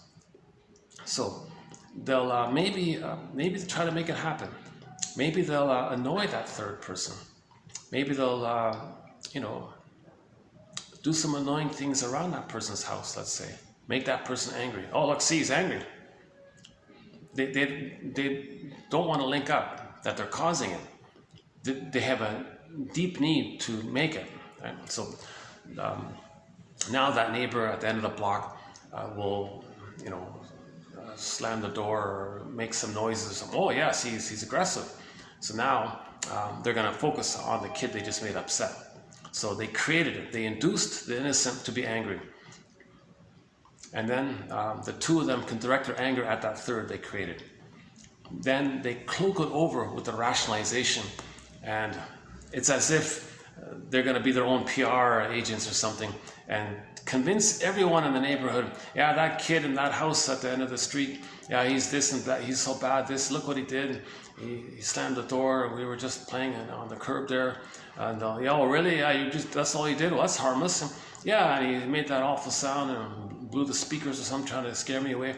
Well, what right does he have? Yeah, how arrogant. So they want to twist it, so to speak,